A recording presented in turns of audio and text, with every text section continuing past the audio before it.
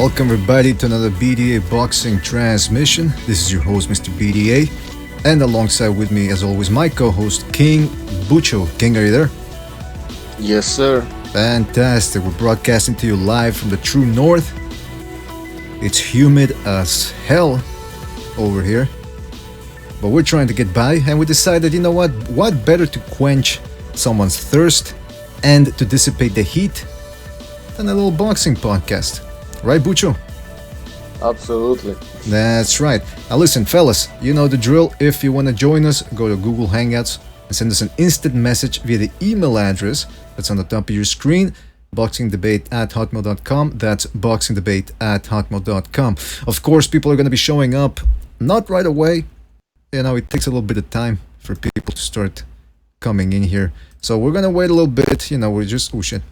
Yeah, we're just going to wait a little bit here before people start showing. We got a lot to talk about. I know Butcher right now is probably sending out invitations. So if you want to get in here before it gets too crowded, you know the drill. Google Hangouts and send us an instant message. I'm glad to be back personally here. I know Butcher's taken over the reins since I am unavailable, or at least not as available as I used to be. But Butcher, the better half of BDA Boxing, is always going to be here to take the reins and continue providing excellent content for everybody. And I gotta tell you something. Since we've been away, or I've been away rather from here, a lot of interesting things happened. Of course, we talked about it on Sunday. Kovalev getting outstruck by Eleider Alvarez, and so now that paints a whole new picture, big picture, at light heavyweight, which to me is the best division in boxing. Second is featherweight, and so on and so forth. I mean, I think after that, it's up for debate which division you like. But light heavyweight, man, oof. Take any of the top 10 guys in there. You get yourself a great matchup. Don't believe me? Let's check out the rankings. What is this? Why is this so small? Let me make that bigger for everybody out there. There we go. All right, so here's what we got at light heavyweight, people. All right. At number 10, we have Joe Smith, the always reliable Joe Smith Jr., perhaps one of the biggest puncher in a division loaded with big punchers. I mean, this guy's just got natural fucking power. You got Marcus Brown. Now, correct me if I'm wrong. Was it Marcus Brown that got into a bit of trouble recently? Some sort of trouble, right? Hold on, let me check this out. I don't want to be talking out of school. I mean, get my facts wrong. Marcus Brown. All right, and they're showing some basketball player.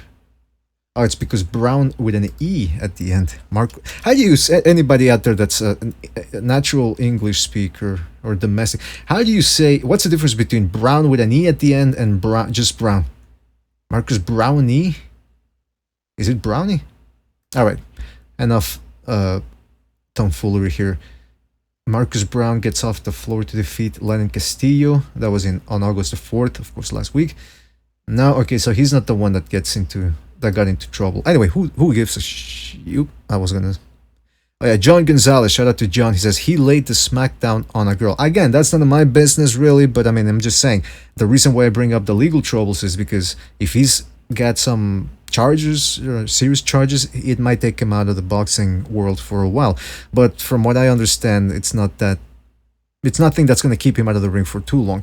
Sullivan Barrera at number 8. Artur Beterbiev, perhaps this is the guy that everybody thinks could have beaten Kovalev, and after Alvarez took out Kovalev, doesn't really seem that unlikely now, does it? Then you have Alexander Gvozdyk, who he's supposedly scheduled to fight who many people consider the lineal champ in Adonis Stevenson.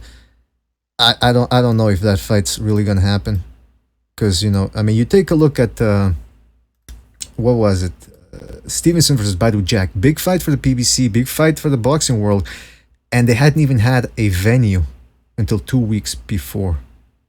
So that's what we're dealing with here. So I don't know if a guy from Top Rank, because again, if you read about the what's it called, the purse bid that they had for Stevenson Gvozdyk, a lot of shenanigans going on there, a lot of shenanigans. Then you got Kovalev, who's probably not going to be at 5.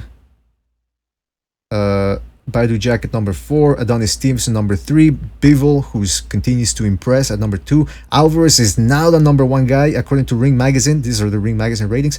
So, man, light heavyweight division. All right, Bucho says I'm ready. Before I go on over to Bucho, let's see what people are saying in the chat room. AA Boxing and Blonde says, evening folks, shout out to Boxing and Blondes. MB says, Marcus Brown got dropped on Saturday night. Yeah, I didn't see that fight, but that's what I just read right now. Apparently he didn't have his way in that fight. So it's interesting. We're gonna keep an eye on Marcus Brown. But let me tell you something, this division, like I said, loaded. Absolutely loaded. Abstract Boxing and Stuff says, what's up people? Michael Polacco, shout out to Michael, says, what's up BDA? Poe Jones says, yo, is to this Friday? Listen, we always try to do a midweek podcast, especially now that we can't do them on Saturdays. And maybe Time even of the video says Friday, man. Oh. Missed that little detail right there. I'll change it. I can change it from here. Fantastic. Bucho always on the case. I was wondering why people were bringing up Friday. Listen, don't pay too much attention to the titles of the videos, alright? 100% X says the White Devil Kovalev has been by the son of Jesus. Yeah, that 100% X is always going to keep it real right there. Bucho says on the title, Fight Scout says Baidu is not better than Kovalev. Yeah, I don't think so. Well, at this point, he might be a little bit more durable. It was going to be the main topic today. Oh, I'll get to that. By the way, do I see that we have Stu on the line?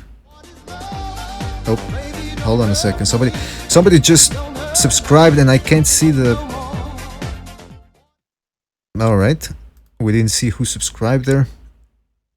Things are starting to get a little interesting here, Bucho. Very interesting.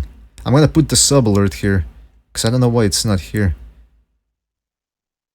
Alright, anyway, we got Stu on the line, and as you know... Oh, shit. I'm getting a little bit of crackle here. Reverse. I wasn't bad, I though. told you what's going to happen, Price. I told you he's going to be sleeping. I told you the ambulance is going to come, the oxygen mask is going to come out. I told you he's going to miss the main event. I told you all them things were going to happen. What's happening, fellas? Not much. Good to have you on board, Stu. It's been a while since we haven't spoken. Were you there? You weren't there on Sunday in the beginning, were you, of the show? No, he was in the chat. You weren't. Yeah, no, he was. I'll come on the chat later on. I wasn't very well. I was asleep and then I woke up to see that you guys were on, so I just popped in the chat. But yeah, I feel a bit better today. So fantastic. Yeah, Saturdays it's getting a little bit hard to do the shows. I don't even get to watch the fights anymore on Saturday. I missed the Kovalev fight. I missed it. I had a do to go to, so I went to that. But I did say a few months ago that I could see that he was declining massively. He was losing that accuracy in his punches. He wasn't controlling the fight with his jab like he used to. He looks slower. His stamina was fading. He started to get really sloppy. His footwork, he was start to get all over the place. He would be off balance when he's throwing. Just not the fight. When he was in his prime, Kovalev, you know, when he destroyed Nathan Cleverly around that time, he was just that was a real good Kovalev. One of the best light heavyweights I'd seen for a long time. But that Kovalev is a long way away. I think Ward saga mentally destroyed him. I mean, like I said, I don't think the physical side is too great. You can only drink gallons of vodka for so long before you start getting found out. And I think just a combination of a lot of things with Kovalev. Obviously, I don't think he trains properly. He drinks too much. I think mentally he's gone, and I think the body's starting to tell as well. Because when you get to your 30s and your mid 30s, you have to live a clean life, a pure life to stay at the top.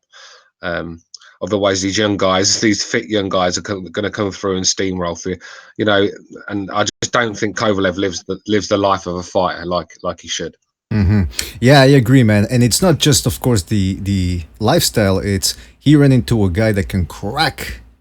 And I've said it before.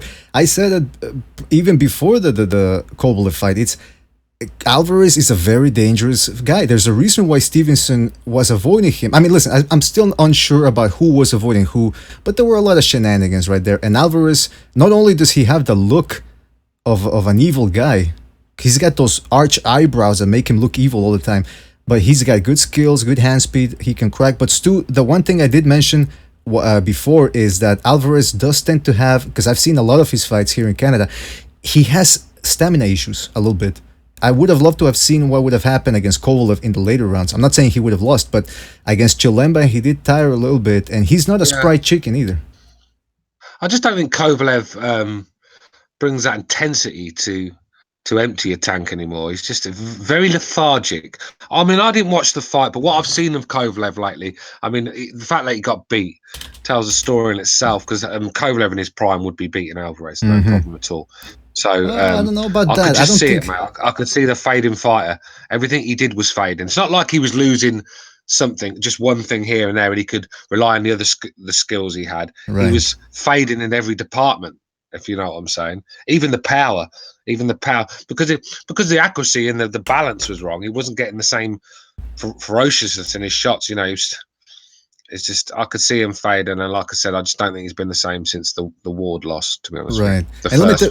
Let me tell you this: I disagree. I think Alvarez would have been a problem for him at any moment, because I don't know if he would have been able to go 12 rounds against Kovalev, a prime Kovalev, but he certainly would have given him a lot of problems, just like Chilemba did in during prior to the Ward fights. He was out jabbing Kovalev in a lot of instances. So I think Alvarez would have more than held his own, because technically he's a very good fighter. He's got good hand speed, obviously heavy hands, and I think it would have been a problem. But now here's the question. Yeah, but I just think a prime Kovalev would have stopped him, because at the time Kovalev was knocking everyone over. He was hitting, and he was doing it in great fashion, and I just stopped seeing that. I mean, even with Chilemba, you know. Yeah, and you know what?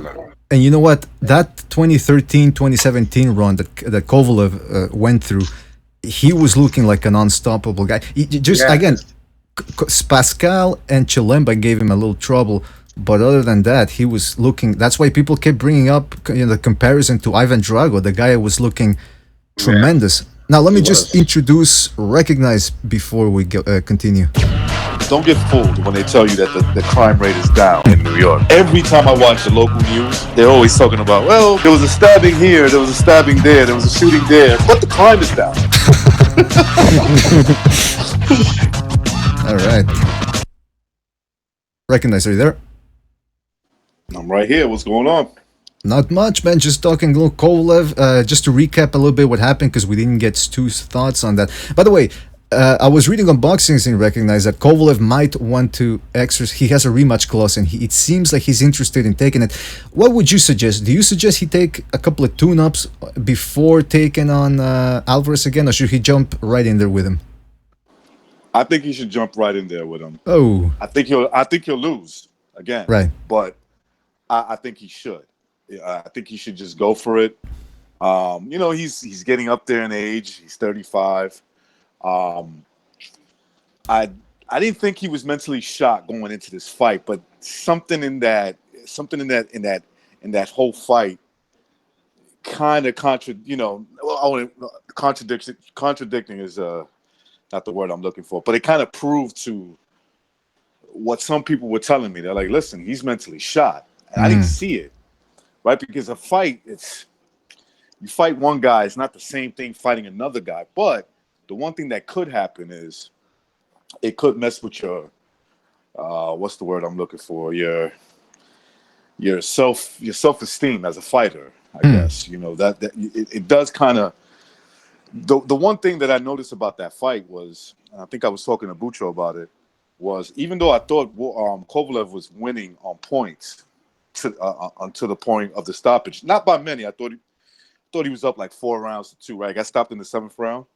4-2, or maybe even, right? Like an even fight, 3 rounds apiece. But certainly to me, I thought Kovalev was getting the better if I had to pick like who was winning. But the one thing that Alvarez, and something that you brought up, I don't think he could. For whatever reason, Kovalev couldn't match his grit. the grittiness of Alvarez. Alvarez, even when he was getting out punched, was punching back, and he was snapping Kovalev's head back. Right. With that jab, like throughout the whole fight, and he was doing it with a jab. So certainly he does punch better, or he's starting to learn how to punch harder. From the way I understand it, not Kovalev, Alvarez broke his hand when he was younger. Am I right when I say that he broke his hand? I don't know. Stu, did you hear anything about that? Butcher, did you hear anything about him? When he was younger. No. Not in the fight. I'm talking about like in his career. Oh, okay. He had broke his hand, and he had to like learn how to punch, basically with the two knuckles on the end of his right. He's a righty, so from his thumb, and his next two fingers to the middle finger. Excuse me. I believe those were broken. Anyway, he is a stronger puncher than his record indicates. Like his record indicates that he's a 50% knockout. You know, he has a 50% knockout ratio. His fights end by 50% knockouts, right? Right. Which is not the greatest power. You're not thinking to yourself that's going to end up stopping Kovalev the way he did. But what I saw, from my opinion, outside looking in, it looked like Kovalev could not deal for whatever reason, right? Because we've seen Kovalev in good fights before, but for whatever reason, he could not deal with Alvarez. Overall game, right? His continued punching volume. He just could not deal with it, and it looked like that might be that Kovalev is shot. Yeah. Well, that's the thing, because here's the thing about Kovalev. People are, well, hold on, because there's a lot of information here to unpack. Let's go to, I'm going to read a couple of comments. Michael Polacco says, my wife died of vodka. No joke. If he's drinking or mentally broken, he might be done. John Gonzalez says, Alvarez should fight Bivol. Alvarez, SJOTKF. I don't know what that means. Nesmatic says, Kova only has a 1-2. Real News talks about Alvarez says he broke 2 knuckles in the amateurs. Brandon White believes that he should jump right in there against Alvarez again, talking about Kovalev. I think Bucho also said the same thing. And let me tell you something, guys. Here's the thing about Kovalev. The rumor is that he's a drunk, right? And we're talking about his self-esteem issues. If he's going to be drinking, why doesn't he drink before the fights? Because we all know alcohol gives you higher, it makes you less inhibited. So why doesn't he just get drunk before the fights? Yeah. I'm really be like really, Ricky One Punch in Snatch, innit? Get totally rat ass before a fight, man. You should just fucking drink, man. Just drink before a fight. Couple of shots. I'm not saying get completely wasted, but a couple of shooters right here and there. Maybe I think the mental thing is a big factor. Don't get me wrong, but it's a lot more than just mental with this guy. He's lost his athleticism. He's lost half a yard. Even the quickness of his punches, the accuracy is all over the place. I mean, doesn't mix it up like he used to. Is just very lazy and lethargic boxing from Kovalev. This is what I've been seeing from him lately. And I just think it was just the start of the downfall for me. Like I said, you're not going to become, when you're in your 30s, you're not going to become a better fighter by drinking alcohol in between training camps. Ricky Hatton will tell you that. Man, Ricky Hatton had to be the worst. But before we continue, I just want to get to something that in the chat room, people are telling me, I don't think it, who's saying that? Michael Polacco says, I don't think it works that way, BDA. And HR says, can you fail a drug test if you're hammered? I don't know, but look, listen, I'm just thinking about going back to what Recognize said about punching power. Alvarez, I was telling people, he has very good punching power. He knocked out Bute. Now, I know some people are going to say, oh, Bute is a bum, he's got no chin. Trust me, not just anybody can go in there and knock out Bute. You gotta, Badu Jack couldn't knock out Bute, and he's got... Let me tell you something now, right? Fucking Carl Froch hit Bute with shots that should have slept him for weeks. And to be fair, that man, he got stopped, but he was still on his feet, and he got plastered all around that wing. He's got a very good chin, Bute. He just doesn't know how to defend himself when he gets hurt. Right. Yeah, Bute is, he started improving a little bit once he joined with the Grant brothers. But other than that, it's not... He's not the most durable guy, but like I'm saying, Alvarez has pretty good punching power. But so yeah, that's what's going on with the light heavyweight division. Hopefully, more of these guys start getting it on with each other. Alvarez, if he stays with HBO, can take on Bivol, or if he returns with the PBC, which I don't know why he would want to, based on the way they treated him before. You know, I suspect something happened there. They told Stevenson didn't want to fight him. They wanted to make the Badu Jack fight. Heyman was advising everything, the whole thing, right? Yeah, he was the advisor. Yeah, so yeah, why would you go with a guy who wasn't giving you the fights you wanted? Exactly. And by the way, that's why I don't buy that. Look, I'll admit that I didn't do all the research on Alvarez and Stevenson's situation, but there are some that are saying it was Alvarez that ducked the fight. I don't quite believe that he ducked the fight just like that. Like he just said, "No, I don't want to fight Stevenson." He might have been, if that is true, he might have been advised not to take the fight. You know what I'm saying? Like, not. Then nobody knows. Nobody knows. Yeah, right. Yeah, nobody really really knows. And he should. He's he's got a nice win over Kovalev. Stay. If I was him, I would stay in HBO, and especially that HBO is a dying boxing network. So yeah, stay there. Maybe they could offer him some big fights with some nice money. You know. But that's what I love. I certainly give him a shot against Bivol. I will give him a shot against Bivol. I don't know if he can. Was it you that said on Sunday that you don't think he can match Bivol's intensity for 12 rounds? Well, I don't think I said that. What I said was I could see Bivol outboxing him for sure. I could see Bivol outboxing him, but Bivol did show that. And again, this could be a learning experience. When he fought Chilemba, he looked like a guy that for the last 3 rounds said, "You know what? I hit this dude with everything. He's still here. I'm just gonna coast to a comfortable win." Yeah, I don't think anyone's looked good against Chilemba. He's just one of them fighters. I agree with that too. He drags you down to his. Don't get me wrong, he's not a bad level, but he just drags you down to his fight where he stinks the joint out and he's just messy. But no one looks good against him, so I don't think we can really. I mean, Tony Bellew probably the worst. Tony Bellew Chilemba was probably the worst fight I've ever seen in a boxing ring. So I forgot they fought. Yeah. So Chilemba's known for being a difficult opponent to look good against. So I think we should give that one a miss and see how Bivol looks in his next fight. Because let me tell you guys, like Gvozdyk looked pretty good against Chilemba. I think so far out of all the elite light heavyweights, he's the one that who's looked the best against Chilemba so far. Yeah. But if I remember right, didn't Chilemba actually come to fight that day, though? If I remember right. Come on. He always shows up to fight. And by the way, we got Cameron on the line. Oh, shit. Hold on a second here. Yeah, we got Cameron. I'm just stalling here because I can't find his fucking introduction. Fuck, mate. It's life, man. You only live once. Make the most of life. Enjoy it. Because everybody's got their weird fetishes, man. And mine just happens to be eating fucking ass. All right. Cameron, are you there? What's going on, my brother? How you doing? How you going, Good. boys?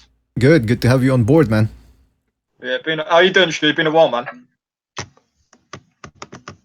Yeah, good, Cameron. How are you, my man?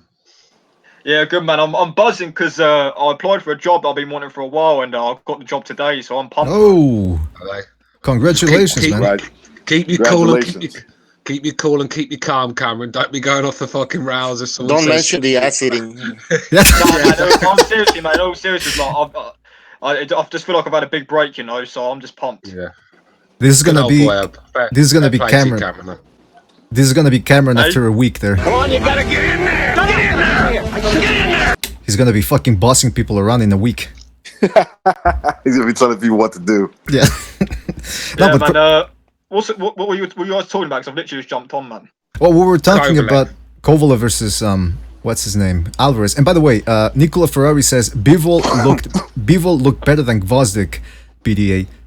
I'd have to rewatch both fights. But anyway, Cameron, now that you're here, I wanted to switch gears a little bit from light heavyweight to, gentlemen, I'm very excited to tell you guys that the mega fight is gonna be happening. I'm not talking about Canelo Triple G2.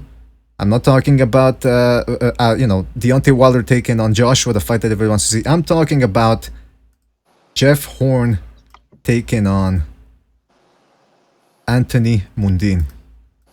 Now, how excited are you guys for that one? Look at that. Is that actually happening? Is it? Oh yeah, Australia, baby. Is it official? Yeah.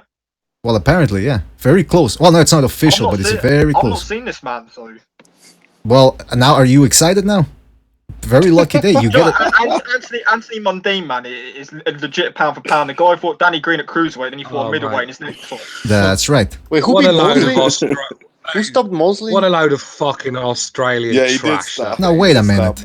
The only guy to stop Mosley, man. That's You can- right. Oh. That's right. Bucho's got it. See, Bucho knows what's up. This fight, guys, like Cameron was saying as well. Anthony Mundine. Listen, look, he got dropped a couple of times against Claudy, but that was look. He had his ankles all fucked up. No, it doesn't count. Meanwhile, Jeff Horn, the guy that beat the legend Manny Pacquiao, he's gonna be taking on Mundine. Okay, if the winner of this fight doesn't get pound for pound #1, I don't know. I don't know what you got to do. I'm sorry, I just don't. I've got no care for this Australian trash. I think I'd rather watch.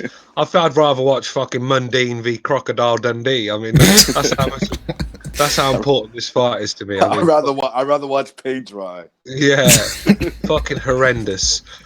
I Hey, mean, by the way, John Gonzalez said that Cameron, he's working as a colonoscopy therapist.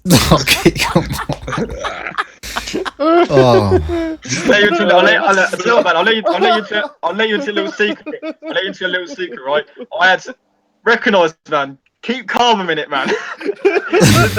And also, I'll let you into a little secret, right? A few years ago, I actually had some issues going on in my stomach, and I actually had a colonoscopy. So John Gonzalez, man, trust me, it is not pleasant, man. So yeah. Sorry, I just ever since I saw that little message, I can't help myself. They didn't give me sedation, man, either. That was horrendous. It was not pleasant. But yeah, moving on, man. Stop lying, man. You loved it. Oh yeah, okay. that- It wasn't hey, the worst thing in the world. Get off Cameron's health problems. Yeah.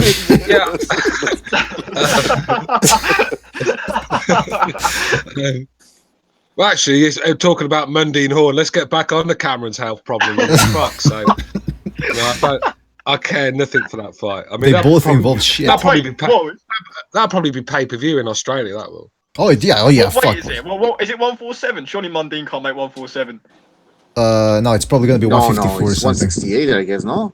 What, Jeff Horn at 168? It must be Oh, sorry. 154. 154. Oh my god. No, like 154, I guess. Yeah. Mundine can make 147. Come on. Anymore, I think. Michael Polacco in the chat room says BDA, you're joking. What's that? 150 catch weight. Yeah, probably something like that. And this must be like a big fight over there, right? I mean, it's gonna be huge. Stupid fight. It's gonna. What do you mean, stupid fight? It's probably Australia's one and two most famous boxers at the moment. I can't think of any other Australians, unless they want to drag Daniel Gill out of the grave. I mean, I just can't think of anyone else. The last man to beat Pacquiao against the only guy to stop Mosley. That's Do right. you remember when Floyd Mayweather came out of retirement? Yeah, but come on, Bucho. It sounds good on paper, but that Mosley was like about 180, wasn't he? No, you guys are missing it. You guys are missing the picture. Who's in the chat rooms? Poe Johnson says fight of the century. Poe Johnson says legend killer versus legend killer. I'm telling you, you guys are missing the point. It's gonna be a great fight. Giant killers, man. That's right, giant killers. And by the way, we got Boxing Abstract and stuff on the line. Boxing Abstract, are you there? Abstract, are you there? He went to the bathroom. Okay, why does he always have to... Abstract's giving us the same silent treatment that the crowd would be giving Horn Mundine. Oh, Cameron with the fucking home sorry, run. I'm here, sorry. No, it's too late. You're done. Okay. What do you think about this Anthony Mundine Jeff Horn fight? I mean, how much are you looking forward to that one, and how much are you willing to pay for a mega fight of that magnitude? Oh, it's fucking fight of the century, isn't it? I can barely sleep from that fucking fight. Yeah. There you go. See, people get it. Man. Let's all go, man. Let's book our trip and let's just fucking meet over there. Oh yeah, BDA class trip. That's the fight where BDA panel will meet up. That's the fight. Absolutely. Mundine's just one of them fighters that just won't go away. I mean, he's been around forever. You know, He has. He's just been around forever, and he's just. I mean, like I said, he's got a good win against Mosley, and he has give a few good accounts of himself, but he's never ever gonna win a belt again. I just don't it's definitely a money fight, isn't it? Where last big hurrah for Mundine, and he's gonna get out, with a big fight against Hall, because I just don't. Let's be real. Shane Mosley, the Shane Mosley he knocked out could get knocked out by like local gym warriors at this point. Can we just put a guarantee that WBC would like to make a WBC Australian title for this fight? Yeah, what the Australian listen. The Oceania belt. That's what the WBC make belts for every fight nowadays. So John Gonzalez says kangaroo. John Gonzalez says kangaroo boxing on the undercard of that fight. Let me tell you something. You know what? I'll pay per view for that. I mean, if they made a special bout for Canelo, why can't they do it for Mundine? I mean, it's roughly same level, Yeah, it is. It's like I said, abstract. Mundine's a guy who fought Danny Green at 200 pounds, and the next fight he fought a junior middleweight. The guy's legit pound for pound fighter. Nobody else is doing that in the sport. Oh yeah, Danny Green. Exactly. I forgot about Danny Green. But it's Dib's an Aussie, isn't he? Yeah, let's do Lucas Brown versus Danny Green on the undercard. Oh yeah, Lucas Brown forgot. Well, easy forgettable, isn't it? When you talk Lucas Brown, I mean, he was terrible against Dillian White. I mean, he made Dillian woke White up from his coma. He made Dillian White look like a 20-year-old Cassius Clay, didn't he? Do you know what I mean? He actually did, man. Dylan White looked amazing that fight.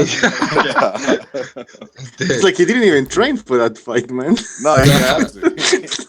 It's like he'd finished his job on the doors and then just turned up. Yeah, he finished work, had a fucking big kebab and chips, and just like caught the train or the bus to the fucking stadium. Like To be fair though, let's be honest. Like, if you go into a club and Lucas Brown was some doorman, you ain't gonna mess with a guy, are you? The thing is that the way he went down, I thought fucking Lee Harvey Oswald had shot him. John.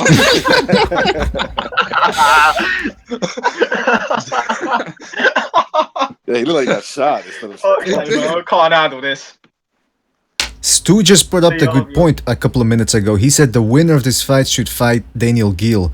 That's it. They're setting up. They're thinking ahead already, man. Fucking bums, man. Their own fucking the Australian. The World Boxing Super Series should be getting the World Boxing Super Series tournament going of all these Australian fighters, all these shot bums. You know what? Happen, man. Get Danny Green in there, Daniel Gill, Mundine Horn, get them all in there, man. Get Jeff Fennick in there too. An old ass Jeff Fennick. Sounds a bit like an Eddie Hearn card. Have you seen that fucking Jesse Vargas, Thomas Delore, mate? Fuck me. Oh, well. What a fight that is, man. No, I quite like that. Who's this? Jesse Vargas and who? I think Vargas Delorme is not too bad. It's not a bad fight. It's not the worst thing, but okay. What about Jarrell Miller? On that card, they're gonna have like four or five decent names on there. They're gonna have ain't gonna be just Jesse Vargas hitting them. They've got Jarrell Miller versus Thomas Adamek, which is shit. Yeah, that's shit. That's shit. Yeah, I don't like shit, that. Man. Jarrell Miller's such a disappointment, man. He's like fucking fighting no one. I take it Adamek's come out of the Polish prison then, because where's that guy been, man? The Polish prison.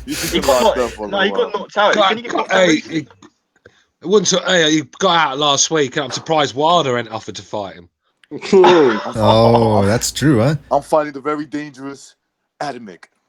Hey, Adamek Adamek's got a very good chin, though, isn't he? That's the one thing Adamek has got is a good chin. Didn't he get beat? The thing is, like, have you seen it? Jane McDonald's also get a world title shot at Super Bantamweight in his first fight back.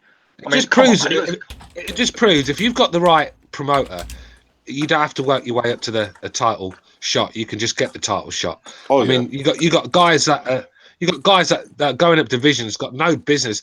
I mean, no business at all getting going straight up to #1 mandatory and getting their title shots when they've not even fought in the division. I mean, there's just no other sport with that being allowed to happen.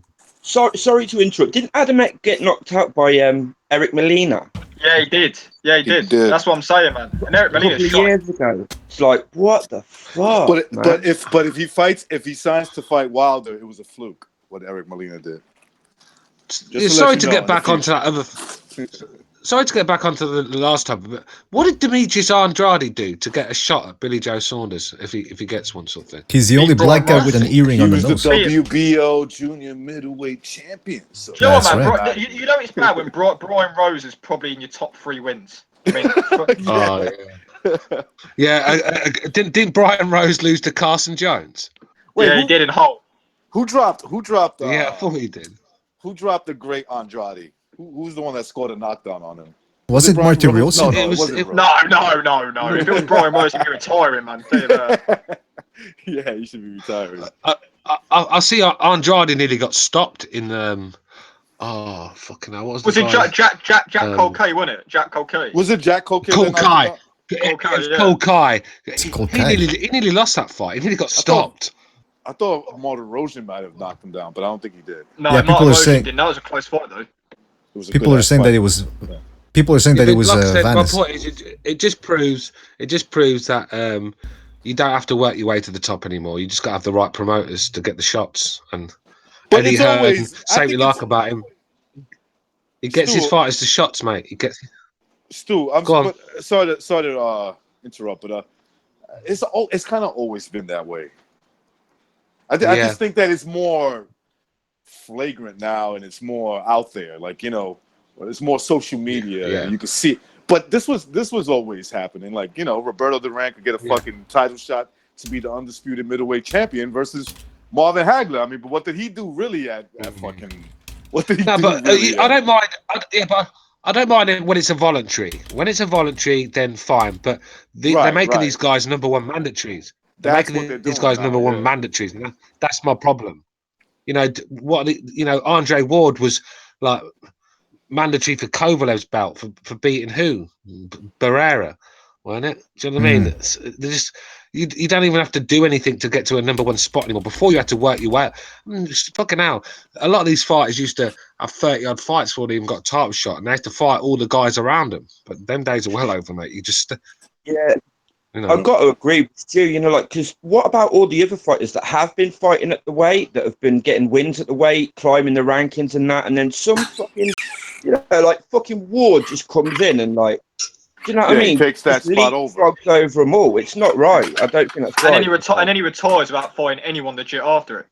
Right. He doesn't even give anybody else a chance, and this is the fucking hero that. Yeah, and he acts, you know, like, this is the thing I hate about Ward. Like, he's hard and he talks about, you know, thank God for this and, you know, this, that, and the other, and tries to put himself across as this sort of like fucking super whiter than white person. He's like such a piece of shit in the ring, so dirty in that. And like, he acted after them two fights like there was no controversy, like, you know, like nobody fucking had any problem with the fact that, like, you know, he fucking invented a new shot, a new body shot. Cop shot. I mean, he came up, and you know, it's funny because you take his whole persona, right? He's a good man of God and That's all right. that. I respect Stevenson way more than him, and this guy's a fucking pimp. You know what I'm saying? Like, he was a pimp before. I'm sorry, boxing. I can't respect the guy who pimps underage girls, man. I'm sorry, that guy's a piece of shit. Listen, no. So- He is a piece of shit, and I agree with that. But in terms of boxing, I respect him 20 times more than I would ever respect. well, I respect the Andre honesty. Ward. I respect the honesty. Right. He's like, look, you know what? I was a fucking pimp before I was doing this. I wasn't a really nice guy. I probably still ain't.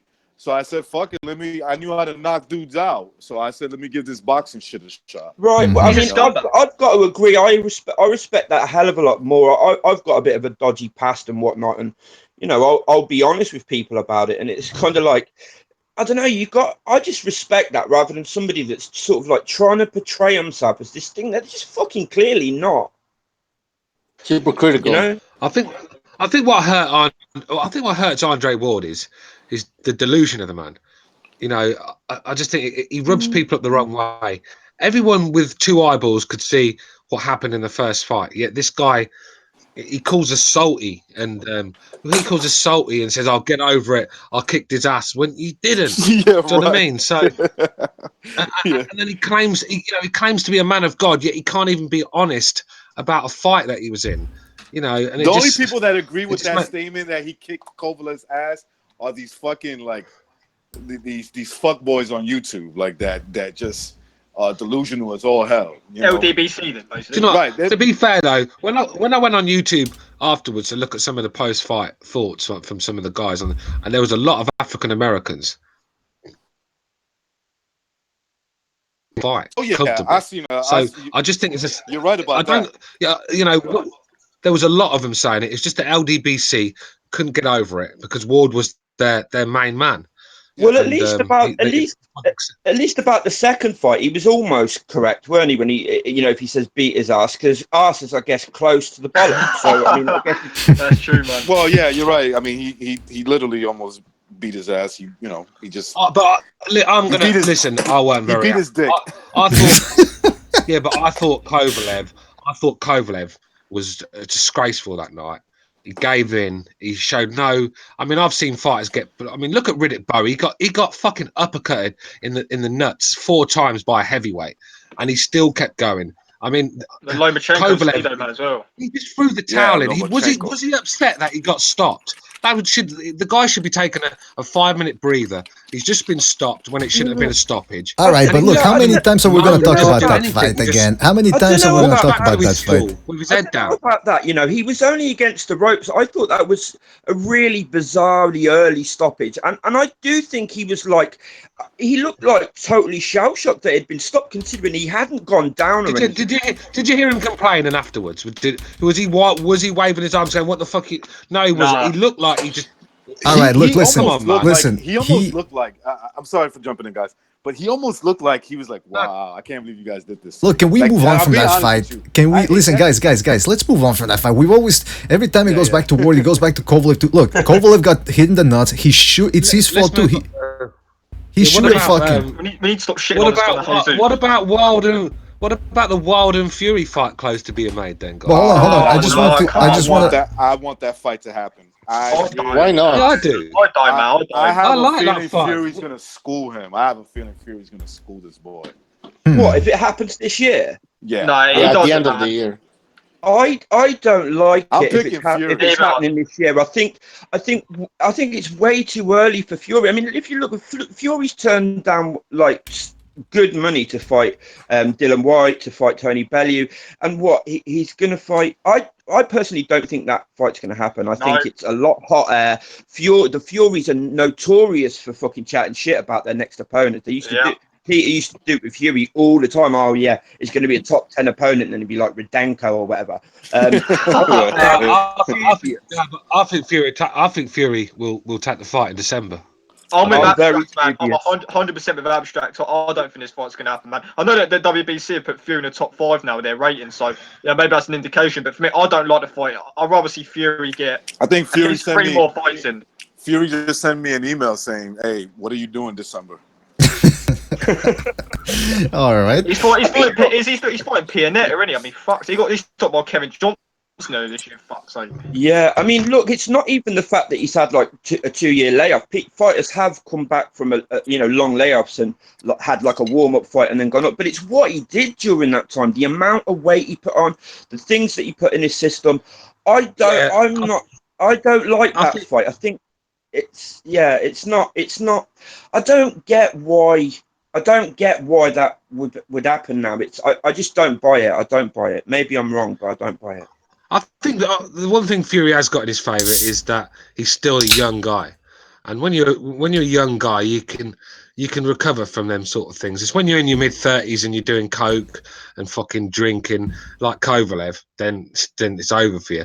I think that he's got age on his side. It's 28, 29 for a heavyweight's nothing, and I think if he can get back to some sort of size, I think he's naturally gifted boxer. I don't think he's ever going to be athletic. I don't think he relies on athleticism. Just craftiness, and I don't think you lose that craftiness. I just think you lose a step, with your footwork and your punches. But I just don't think you lose that craftiness. That's why you get a lot of these fighters that can survive 50, 60 fights without really getting hurt. I think he's one of them fighters. But whether he's got enough in his tools to win the fight against Wilder in America is another thing. But why don't you want to see this fight?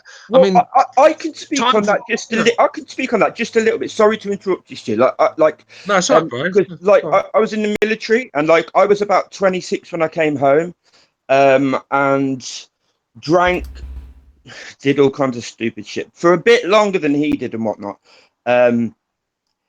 You lose a step fucking everywhere, man. It's fucking really. I mean, like I've been, clean and sober and whatnot for 6 years, like, and like it takes something away from you everywhere. I also boxed, like I boxed in the military and stuff, and I tried to do a little bit of white collar stuff when I come back as well. It takes something from you like everywhere. That abuse to your body, it's not good, man. It's not good. I got to be honest. I'm really drunk. But to be fair to you, Abstract, you're not. Your fitness is nowhere near the fitness of a professional fighter. No. I mean, like when I was in the military, it was, but now, hell no, fuck it out. Listen, even in the even in the military, it wouldn't be. Do you know what I mean? Boxers are the fittest guys on the planet. When it comes, it's the hardest training. They're the fittest guys, mate. So you go on a street fight and fight for a minute, and you're fucking blowing. Try doing it for 36. Do you know what I mean? A 70% Tyson Fury, the one that we saw against Klitschko, that's about 70% of that Tyson Fury is enough to beat Deontay Wilder, in my opinion. I agree. I totally agree with that. Unless, look, what does Wilder have to do to win that fight? What he does really good, knock him out. Because if it turns into a boxing fight, he cannot knock out. He can't. He's having a hard time hitting Fury. Fury's going to stop him. He's going to stop him late. He's going to stop him on accumulation. He's going to outbox the shit out of him. He's going to stop him if he doesn't get knocked out. Look, I like this fight. I don't think it's going to get made. I'm like with you guys. I don't think this fight's going to get made. I think Cameron said he doubts it. I doubt this fight. I doubt this fight is going to get made. But if it does, I give Fury a hell of a shot of beating him. All right, listen, guys. I just want to see this fight. Sorry, I just want to say quickly. I want to see this fight made next year. I want to see Fury. Like because I know what's going to happen. Like, say if Fury goes in at the end of this year and gets destroyed or gets knocked out, there's going to be so many excuses saying, Wilder didn't fight the Fury. You should have had more warm-up fights. Let Fury get at least 3 more fights in, man. Because otherwise, there's going to be excuses. I'll do excuses, in my opinion. Yeah, by the way, we're going to get Pianetta. That's all we're going to get in between. I've got to agree with Cameron. All we're going to get in between is Pianetta. How he looks against Pianetta is not going to tell us very much. The thing is, to me, like Wilder and Tyson Fury might not be around in 3 more fights. You understand what I'm saying? Like, these guys could lose fights. They could. Not if they keep fighting Francesco Pianettas and Dominic Brazil's, they won't. Well, and I think the Dominic Brazil fight, I agree with you, Cam. I think Deontay Wilder beats the shit out of Dominic Brazil, but Dominic Brazil catches that boy flush in the chin. It could be a different fight. It could be a different fight. I think Wilder's pushed into a corner now where he has to take a big fight. The Povetkin fight doesn't look like it was going to happen. Well, Joshua's fighting him. Joshua's not happening. I mean, there's not a lot of names out there after that. Tyson Fury is the next big star in that division. Wilder needs a big name. He's been telling us that he's this and he's that, and so and he's not proved it. All right, listen, guys. Before we continue, sorry. Just before we, guys. Before we continue, can anybody hear me? Yeah. Before we continue, because when we get full houses like this, every time somebody new comes in, we can't leave them hanging. Just to introduce real quick, we got ElDude on the line. ElDude, are you there? Yeah, Holmes, can you guys hear me? What's up, everybody? Yeah, good to have you on board. El Mero. El Mero, that's right. Hey, by the way, okay, so we're talking Wilder versus Fury. Sorry, Stu, go ahead. Keep going. I just wanted to introduce ElDude. No, no problem, bro. No, I was just saying that Wilder's backed in the corner. He needs a big name where he can go back to the table with the negotiations with Joshua and say, look, I deserve this. I've just beat Tyson Fury, the lineal champion. And he's gonna have a leg to stand on. Right now, he can't be saying, well, I want 50-50 because I just knocked out 48-year-old. But I nearly got stopped, by the way. Do you know what I mean? It just doesn't work like that. So I think Wilder's looking at a big fight. There's no other big fights out there for him. The division is pretty lame. You've got Tyson Fury there, willing to fight him. Why not? Why keep waiting? Do you know what I mean? If Tyson Fury gets knocked out, man. Yeah. Let me throw my 2 punches in real quick, man. Go on, bro. Go on. I tuned in when you were saying about Tyson Fury being overweight. I think that being overweight makes him a bully, man. I think it gives him a cushion. He's not gonna get hit and feel that pain. You know what I mean? As if he were more like Deontay Wilder without that fat. You hit him in the shoulder, you hit him in the chest, he's gonna feel it. And I think because Tyson Fury is a big dude, I mean, that guy's he's gonna sustain just about every helicopter punch. He's gonna come from Deontay Wilder. Yeah. You know what I mean? But Deontay Wilder, bro, let me tell you something about Deontay Wilder versus Luis Ortiz. That rematch still needs to happen. That was a close fight, in my opinion. Even though he won by knockout, because the fans want to see it. So that's a big name that he recently fought. There's Dillian White, Miller, you know, big fight that, of course, favored Deontay Wilder. But in my opinion, I think. Oh man, everybody chopped off. All right, yeah. And by the way, we gotta tell ElDude to like speak up or get closer to the mic because we can barely.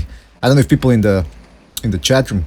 Yeah, you sound like you're breaking up. You're like you're I thought underwater. it was just that was just my connection. I didn't know if it was just mine or not. Yeah, you know what? When you were talking, you sounded like you were underwater. Is that right? Fucking Houston, we have a problem. Do you know what I mean? Yeah. Fuck. Yeah, everybody fell out. BDA underwater.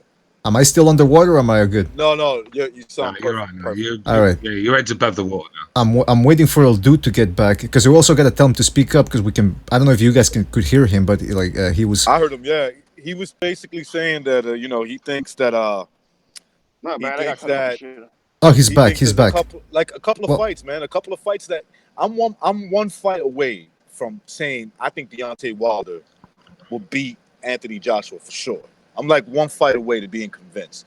He beats like Dillian White, no, not so much, but let's say if he stopped Tyson Fury, even at Tyson Fury's fucking, you know, coming back from boxing and that long layoff, still a hard fighter to hit. And like ElDude said, he's built to take punches, man. He's built to take those kind of punches from Wilder. Hey, where did I cut off? Sorry, the Matrix. Where did I cut off? Because I was like, just kept on talking. Oh no, you were talking about some fights that he could have, like Miller, White, and all these kind of fights. He was like that I agree with. If Yeah, he and could speak take those up. fights and win one of those goddamn fights and win. And speak up too because we can't hear you, man. Speak up. Fury's at a ElDude. stage of his career. All right. Fury could just mentally break at any time. So we got to get the fights in when we can. We might only get another 2 fights at this guy, and he might break down again. So the best thing for us to do is get this fight over as soon as possible because he could be gone for an hour. He could relapse, go on the coat. He's not mentally stable. I mean, I don't like the way he's turned on Anthony Joshua. I admit I don't like the way he's done it. I think it's petty and pathetic. I agree. Yeah, I mean, I think he's trying to get himself. I think he's trying to get himself in that limelight. He thinks he could beat. Look, the one thing about Tyson Fury, he looks at Wilder and he looks at Anthony Joshua like these are guys I could beat. You know, these are guys that I could, in his mind, and maybe he's right.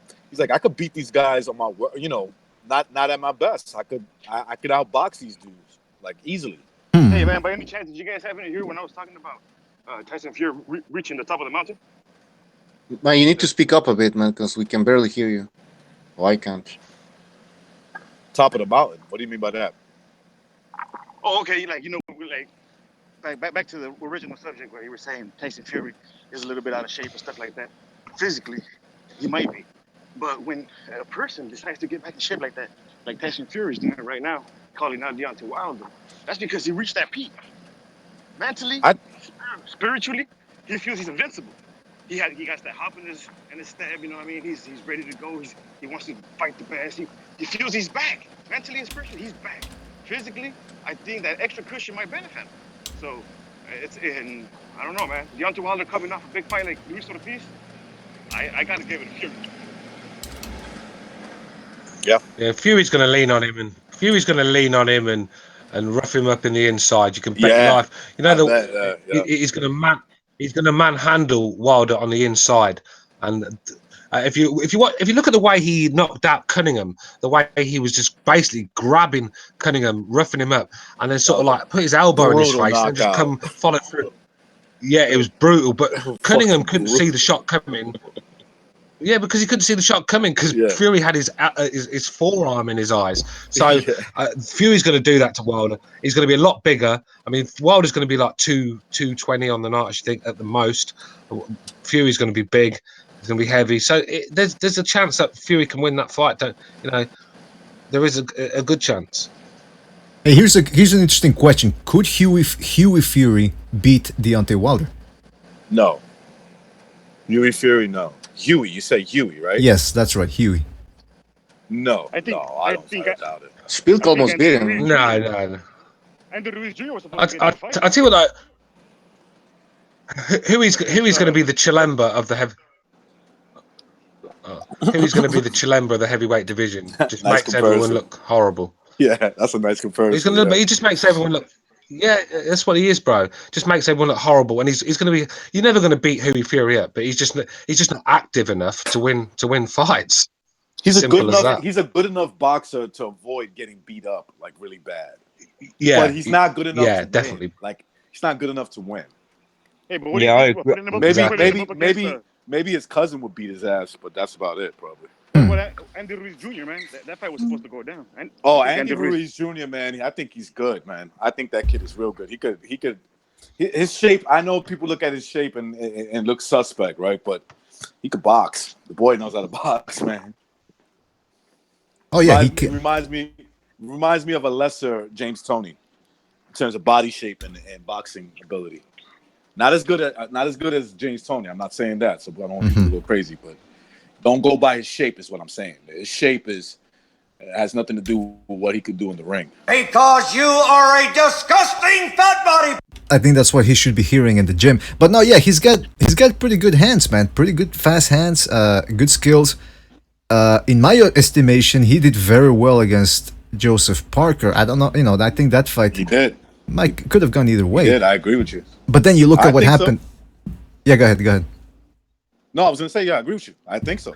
I think I had him. I think I had him winning that fight.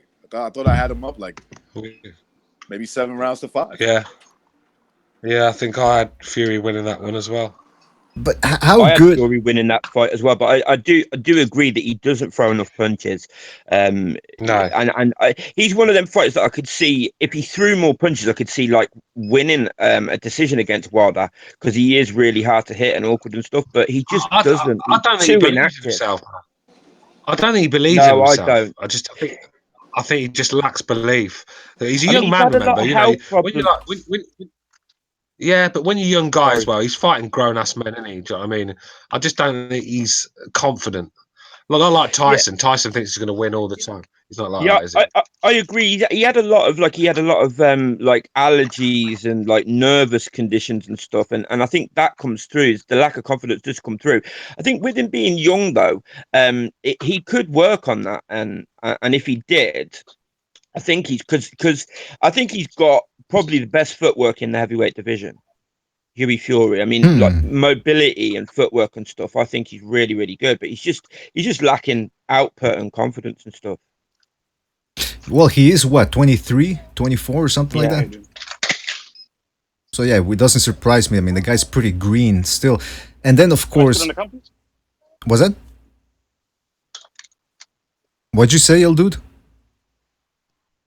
Oh my bad, I said student account. I'm gonna find something at the store.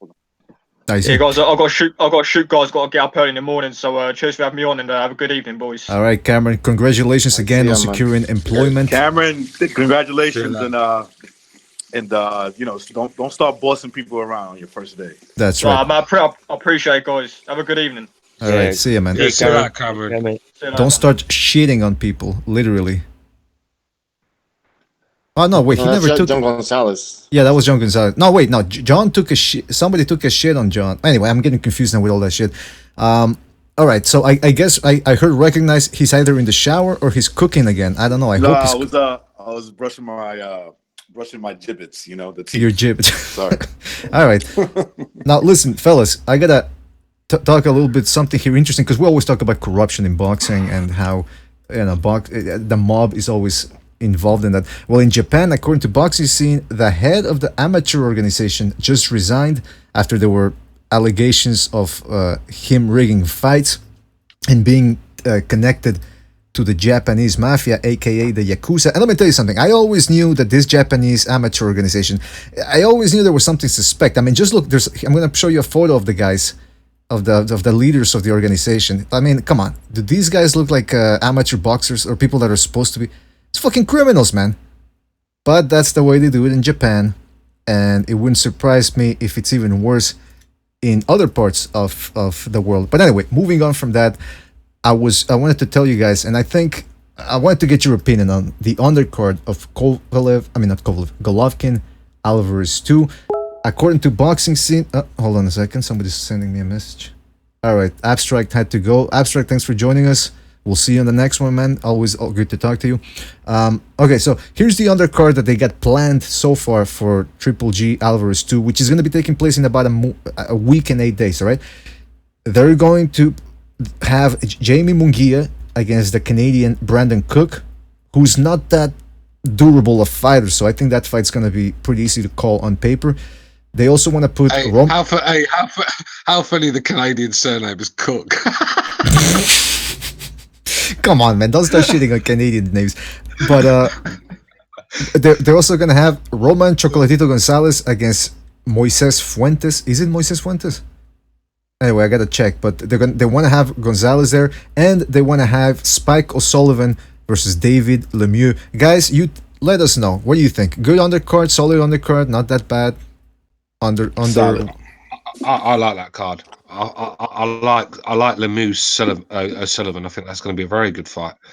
That's going to be a war, that is, because none of them are technically sound, so they're just going to have to bring it, and they're both tough guys as well. So, yeah, I'm looking forward to that. What's the other fight? Munguia, who? Against Brandon Cook, and Brandon Cook. I don't know a lot about Cook. I'm going to be honest with you. I don't. He beat. All right, go ahead. Yeah, I mean Canelo Golovkin pays for its its value, just that fight in itself. So them two other fights are like little extras, and yeah, obviously I ain't got to pay for it. So I'm looking forward to that card. I think it's a very good card. That card makes sense. It makes a lot of sense. I see De La Hoya's plan, and especially if Canelo happens to lose that fight against Triple G in a competitive fashion, I think I see the plan of De La Hoya throwing in like a Spike O'Sullivan versus David Lemieux, especially. Whoever wins that fight, whoever sees, I definitely see a knockout in that fight. Whoever wins that fight, if Canelo happens to lose, it's a nice bounce back fight. You know what I'm saying? Like, put him in there. Let's say Lemieux. I mean, we know Lemieux is who he is, but let's say he sparks out fucking Spike O'Sullivan. He knocks him out in one of his highlight reel knockouts. Right? You can sell Canelo versus David Lemieux, and knock him out. Even if he wins, even if he beats Triple G, you can sell that as Canelo's next fight. Yeah, it's an investment. ElDude, what do you think about that undercard? Good, bad, not what you expected, better than expected? No, it's expected. You know what I mean? Those type of cards are the main event. It's the main attraction. It pays for itself. Every other fight below that is just like, get out of the way. I want to see the fight. You know what I mean? And but I like it, man. I like it for it's a diehard boxing fan undercard. Not right. And by the way, I gotta ask, at what weight? Because they don't say here in the Boxing Scene article, at what weight is Lemieux and O'Sullivan going to be at? Because the last time Lemieux fought, he looked completely drained. He fought some guy that he should have been able to knock out, and he went the distance against the guy, and he looked extremely drained at the weigh-in. I mean, I don't know if he can still make 160, man. Probably 164, 165, some shit like that. No, he's gonna have to be at 160. Sullivan's in a position that he's I think he's close to mandatory of Canelo. I think, sure he is. Or they're talking. He's an option for Canelo, and I think for him to fight a catchweight would be a stupid move for him. I think he should make this fight 160. If Lemieux can't make it, then let him drain himself, and it gives him an advantage. Why would he want to fight Lemieux at catchweight? What is that going to achieve? Well, if he gets paid like an extra 100,000, I think he would be willing to do it.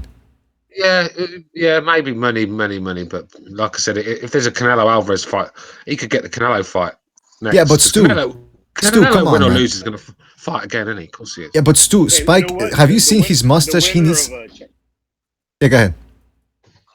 My bad. Go ahead. No, I was gonna make a stupid joke. Go ahead, go ahead. No, I would just say the winner of that fight could get the winner of Maravilla versus Chavez Jr. I mean, that fight's on, but I'm kind of being sarcastic. Maravilla. Yeah, Maravilla versus. Oh, wow, fuck! Everybody fell out again. But yeah, I mean, Did look, he say, who did he say versus Chavez Jr.? What? Maravilla, Sergio Why do Martinez. people keep Why do Sergio. people keep bringing this guy? Why do they bring his name up, man? This Chavez. Just forget about this guy. No, he was kidding. He was kidding. The guy's just going to foul. He's going to come back. He's going to struggle at the weight, and he's going to foul. That's all he does. I mean, I can't wait for Chavez's comeback. What for? He's not even that exciting to watch. Canelo was half the size of the man and beat him around the ring like a little boy. Yeah. Do you know what I mean? Yeah, y'all boxed the shit out of him. Chavez is embarrassing, man. And all the great Mexican fighters they've got, and they're always sucking up to Chavez. Nobody likes Chavez Jr. No. What are you talking about? Not you guys. I'm on about a lot of Mexican fans like Chavez. No, they're done with Chavez. I'm telling you, I've Yeah, read they the most Mexicans don't want to see Chavez Jr. ever again. That's true, Like man. fuck, I'm Well, telling you, I read if the that's comments and everything, and I remember It's after about that time, man. when he lost to Fonfara, I remember they were throwing shit. The fans were throwing like beer bottles and stuff at Chavez Jr. So trust me, they don't give a shit about Chavez Jr. Well, that's maybe the case Chavez now, Sr. but Chavez Sr. is begging for his retirement. I mean, literally, he puts him down in public, in camera. That's putting down the name is what he says. the thing is, though, that he used to get big numbers. I mean, I think he was the second biggest draw of all the Mexican fighters. So Yeah. someone's watching the guy. Mexicans are watching this guy. The diehard boxing fans love him, and that's the thing that's important. This is what I'm talking about. Yeah, but that was before the losses. That was before Fonfara. That was before the.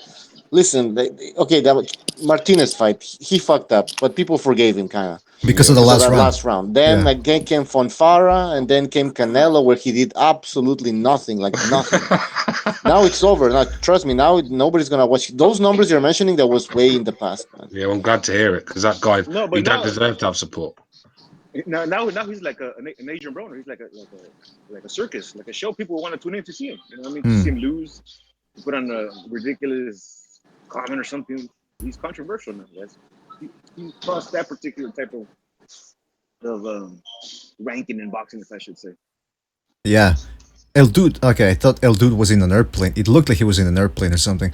But Chavez, Boxing Killers TV says Chavez loves cocaine and weed now. That guy, I don't think the guy ever wanted to be a fighter, a boxer. I think he was pressured into it because he was pretty decent coming up against, tomato cans and all that. And look, one thing he did bring was a very good chin. He inherited his father's chin. But when it came to work ethic and technique, it was just... He did. So let's forget about Chavez Jr. I mean, come on. By the way, somebody just mentioned, who was? I think it was Boxing Killers TV. He mentioned that El Zurdo Ramirez just called out, I already forgot. Who did he call out? Gilbert? Oh, he called out Eubank Jr. Eubank Jr. Was that? Lately, Benavides and Ramirez. I think he called out... I think he also called out Chris Eubank Jr. And we talked about that in the podcast once, that would actually be a pretty good stylistic matchup for Ramirez, because what Ramirez struggles against herky-jerky guys that don't give him openings. Ramirez What's that? There's a sound in the background, man. Like chips or something. No, I don't know. It's not me. But anyway, Ramirez does very well against guys that are just going to stand in front of him with the earmuffs on, like Arthur Abraham. And Chris Eubank Jr., he does present some head movement, but mostly he loves to fight on the inside. So guys, what do you think? Would you rather see Ramirez fight Benavides, or does a Chris Eubank fight actually be more entertaining? You cut off on the last one. I didn't hear your second. Eubanks versus Benavides. It's not Eubanks, it's Eubank. Get it right. Get it right. Eubank versus there you Benavides. That would be nice. I think it'll be a nice fight.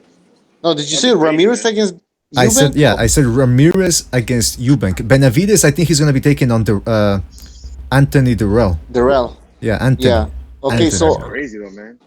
Yo, I want to see Ramirez fight some. Fuck Eubank, man. This guy has been like not impressive at all lately. Like, I want to see if Zurdo Ramirez is actually good. So if he fights Benavides, that's a good fight. That would show me how good Zurdo is. Because Yeah, Eubank, what the fuck? Who cares? yeah, that's true. But you know that Eubank, I mean, Ramirez against Benavides, you know that's not happening. It's Top Rank against PBC. It Yeah, I wouldn't know. I know. Well, Benavides almost made it to. He almost signed with Top Rank, right? But then something happened. happen. He ended up not. Yeah. And by the way, people in Yeah. the chat room are saying the Durrell brothers are done. Anthony Durrell isn't as done. At least I don't think so. He hasn't shown the effects that, like when Durrell fought Uzcategui the first fight, he was starting to fade. So you could tell that if the fight would have gone longer in a rematch, like you kind of got the impression that he wasn't gonna go the distance. Anthony Durrell, though, I think he's a bit more technically sound than Andre Durrell. Uzcategui is the guy that exposed the Andre Durrell for who he is. The first Right. fight. And then Absolutely. in the second fight, that was just like, okay, come take your ass whipping and be a man and take your ass whipping. Yeah, there's only so many fake injuries one can do, right? Yeah, Uzcategui knew he was not built for that. That Andre Durrell was not built for that level of boxing. No, I totally agree. And by the way, Uzcategui, is it Uzcategui? I think he is. They're starting to negotiate for a fight with him against Caleb Plant. Now I know some people, we've talked about Caleb Plant in the past. Some people aren't impressed with him. I think he's very, very okay. Maybe not very, very good, but I think he's pretty solid, and I think he can make a little noise in the 168-pound division. What do you guys think about that one? Is Caleb Plant the one that trains at Mayweather's gym? Oh, I don't know. He's a white guy that talks like a black guy. Yeah, That's all. I don't even know probably who he does. is. Yeah, he trains at the Mayweather gym. He's been there since the gym's been open and just seems to have gone. 78. You guys know 78 Huh? Sports is white. What? 78 Sports TV? Oh yeah. 78. Look, I'm on about Caleb Plant. What's going on here? No, 78 is white, man. You guys didn't know? 78 Sports is white. Yeah. Oh, jeez. I don't even know, man. I don't know who's who. No, if it's the one I'm thinking about, the one at the Floyd gym, he looks quite decent, but he just hasn't moved on. He's been around quite a while now, and he's always first on the cards, and he's just Mhm. he's just not moved forward in his career. I don't know who's his promoter, but he's doing a terrible job with the guy. But what I've seen of Caleb Plant, he looks technically quite good. Absolutely. I think it's a competitive fight against Uzcategui. But man, Uzcategui looked very good against Durrell. So that's going to be Uzcategui's next fight. Is it Caleb Plant? Well, they're working on it, apparently. And by the way, Brandon White says it's pronounced Uzcategui. I thought it was Uzcategui. Oh, no, yeah, because in Spanish... How you pronounce that last thing you said? Well, in Spanish, I think, because we don't say the U, so I think it should be. Yeah, I think he's right. I think it was Uzcategui. Right, in Spanish, I think it would be Uzcategui, like that. Listen, when I do... Guys, when we do the podcast... Uzcategui, like that, Uzcategui, right? yeah. But for people in the chat room, when we do, like, Bucha speaks Spanish, Recognize speaks Spanish, ElDude speaks Spanish, but when we say the names, we try to say them in the English intonation, right? We're not gonna go fucking, Nicaragua. Oscar de la Hoya. Yeah, Oscar de la Hoya, come on. De la Hoya. We're trying to keep some it... Spanglish just to get thrown in there. All through the Caribbean, too. Precise is the master at pronouncing names. Oh, yeah. Russian, Chinese, this kid, Doticos, is in Spanish. I know how to say his name. Fine, it's Junier. Ah, Junier. What do you guys say? We invite a precise presenter. See if I'm pretty sure he still hears a BDA. I don't know. His last videos I've checked of him, he's still going with the. He's going after the vegan. He's in his cellar at the moment, torturing 3 vegans. And by the way, he's like, it's pretty informative, but he's like. Yeah, if we're out there, I would like to hear about what he recommends for like nutrition for boxers and boxing fans and stuff like that. We can bring him on. on another the show we do a second Renaissance, right? BDA, we can do that, man. Yeah, we could talk about veganism and try to. Well, I mean, listen, everything he says about veganism, you can watch it on his channel. It's now called Carnival. It's no longer precise. Hey, he's very knowledgeable, man. He's very knowledgeable. He's Oh, absolutely. So, And by the way, one of the things that surprised me in one of his videos that really hit close to home was when he was talking about kale. Kale isn't actually good for you, and I always thought I bought into that 5 years ago. I bought into the whole kale thing. I was making kale shakes and drinking them, and I don't want to be too graphic, but when I would drink them, the kale would come out like the way it came in. I'm thinking, what the fuck? How come I didn't digest it? And apparently, kale and like broccoli. I can't eat shit, man. Yeah, you were breaking BDA, up. you sound like you're underwater again. All right. Like How on about drugs, now? man. How By about the way, now? recognize I can hear something in the background hitting, like a clicking sound. How Maybe about now? maybe that's what fucked me up. It was Recognized's fault. Can you hear me now? By the way. My bad. Anyway, long story short, kale, like broccoli and cauliflower and cabbage, you can't eat them raw. It's not that good for your stomach. You can't digest them. You have to boil them a little bit. So that's one of the videos that Precise did on kale. And man, I was surprised. Or those people that say, "Oh yeah, eat 30 bananas a day." Those vegans that say, like, you can't eat fucking 30 bananas a day. You're not gonna. Yeah, I knew that. I mean that I can't imagine eating fucking 30 bananas. I can't imagine eating more than two a day is good for you. Mm-hmm. Yeah. Especially those fucking ripe bananas when they start getting, dark and mushy. Yeah, you can't enjoy that. It's a mushy banana. Disgusting.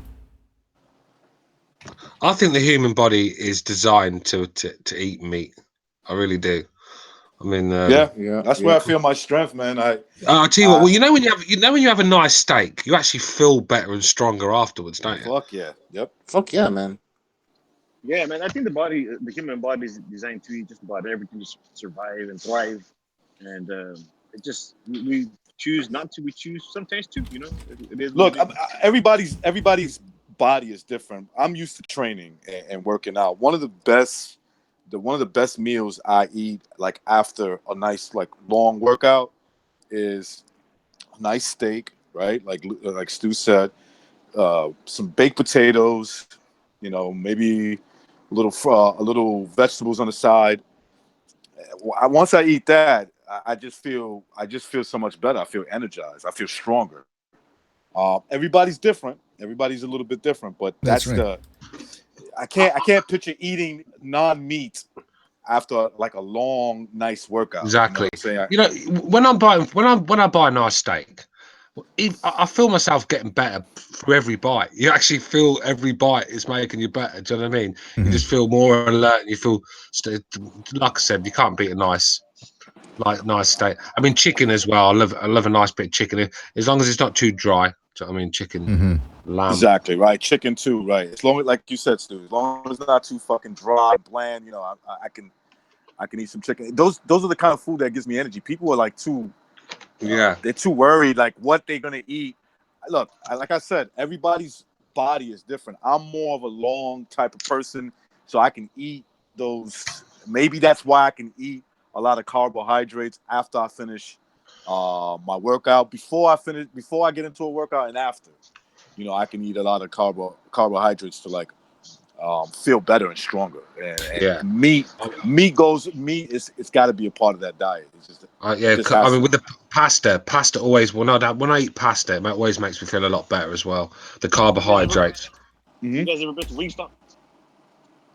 Wingstop? To who? Wingstop? Weed? You said? No, wing, like flying wing. Wingstop. They sell no. chicken wings. What is that? ElDude. They got them out here in California everywhere, man. Those are delicious and shit. Crazy. California is a different planet, brother, compared to the world. It's true, man. You guys got everything over there. I was watching a few docs about California lately, and that place is what a hellhole that's become. One of the poorest. Fucking it is. But everybody wants to come to California. But it's still beautiful, man. I went to California. Look, man, my experience in California was beautiful, man. I went to San Diego. I went to I was out in LA. Orange LA, County, which is next to LA. LA, man, there's fucking tents everywhere in LA. You go, It's a fucking beautiful city, though. Yeah, Right? it It's unique. It's big as fuck. yeah, but the It's place as is. big as Long Island. It's like I'll as go- big as LA is as big as Long Island. Yeah, I got a feeling though That's big. it could go down the same route as a Detroit if it keeps deteriorating like it is. Well, After by I the saw way, that movie Escape from LA, I'm like, fuck it, no. by the way, real quick, I just checked out what a Wingstop is, and it looks pretty good. We're not advertised by. Wait, a wing stop? Yeah, that's what stop. Yes, think- I know exactly what ElDude is talking about. Sorry, Okay. go ahead. Yeah, they got chicken wings and a whole bunch. It looks pretty good. We're not yeah. advertised by. We're not. We're not sponsored by them, but man, it looks pretty good. By the way, Do they still have El Pollo Loco over there? El Pollo Loco? Oh yeah, man. Oh yeah. Oh man, Yeah. that shit is good. That is some good. But you know what, man? To go back on where you got the whole California topic, California's thriving, man. California is a booming economy of its own. It's surpassing most countries in the world. You know what I mean? Oh, yeah. And, like just like any other place, we got our ghetto, but we got some nice What a lie spots. that is. The fact is, you've got a very small percentage of very, very wealthy men funding the whole of California. They're losing jobs, they're losing taxpayer, they're living like animals on the street. Go to San Francisco, they're shitting on the street. There's needles everywhere. So California, California is turned into a hellhole. San Francisco, Los Angeles, the pits. All right, San Diego's nice. That San Diego is nice, and there is rich areas in California. But let's not Yeah, but pretend. you're making it like all immigrants in Let's not California pretend like it. that. That's Let's a not lie. pretend it. Yeah, but let's not pretend California is a prosperous place. They're at the bottom on every chart. That's a lie. That's a lie. Let me tell you why. Because hell no. Let me tell you why. Listen, bro. I was watching. I've been watching today. I'm not lying. I'm just repeating what I've seen. Listen, bro. Let me finish my topic. Look, it's an agricultural thriving business. Agriculture is never gonna die, and in California is the mecca of agriculture. You know what I mean? So if people want to starve to death, you know what I mean, then you take out California. But California is so strong, the agriculture industry. It's true. You got an elite minority who economically control the market. Agriculture is not gonna fund California. California losing money every year. They're spending more money than they're raking. That's a lie. That's a lie. It's true. No, that's a lie. The place is a hellhole. Look at it. Look how it's 600,000 jobs. You wish you live in the UK is the needles and shit like that. Junkies and people shooting up. You obviously haven't been to San Francisco, and I tell you what, I don't know anywhere. The ghettos. I don't know. In the nice parts, they've got maps. They're telling the tourists. They've got maps telling them where to avoid because there's shit on the floor, where people just shit everywhere. So you guys don't got ghettos on your side.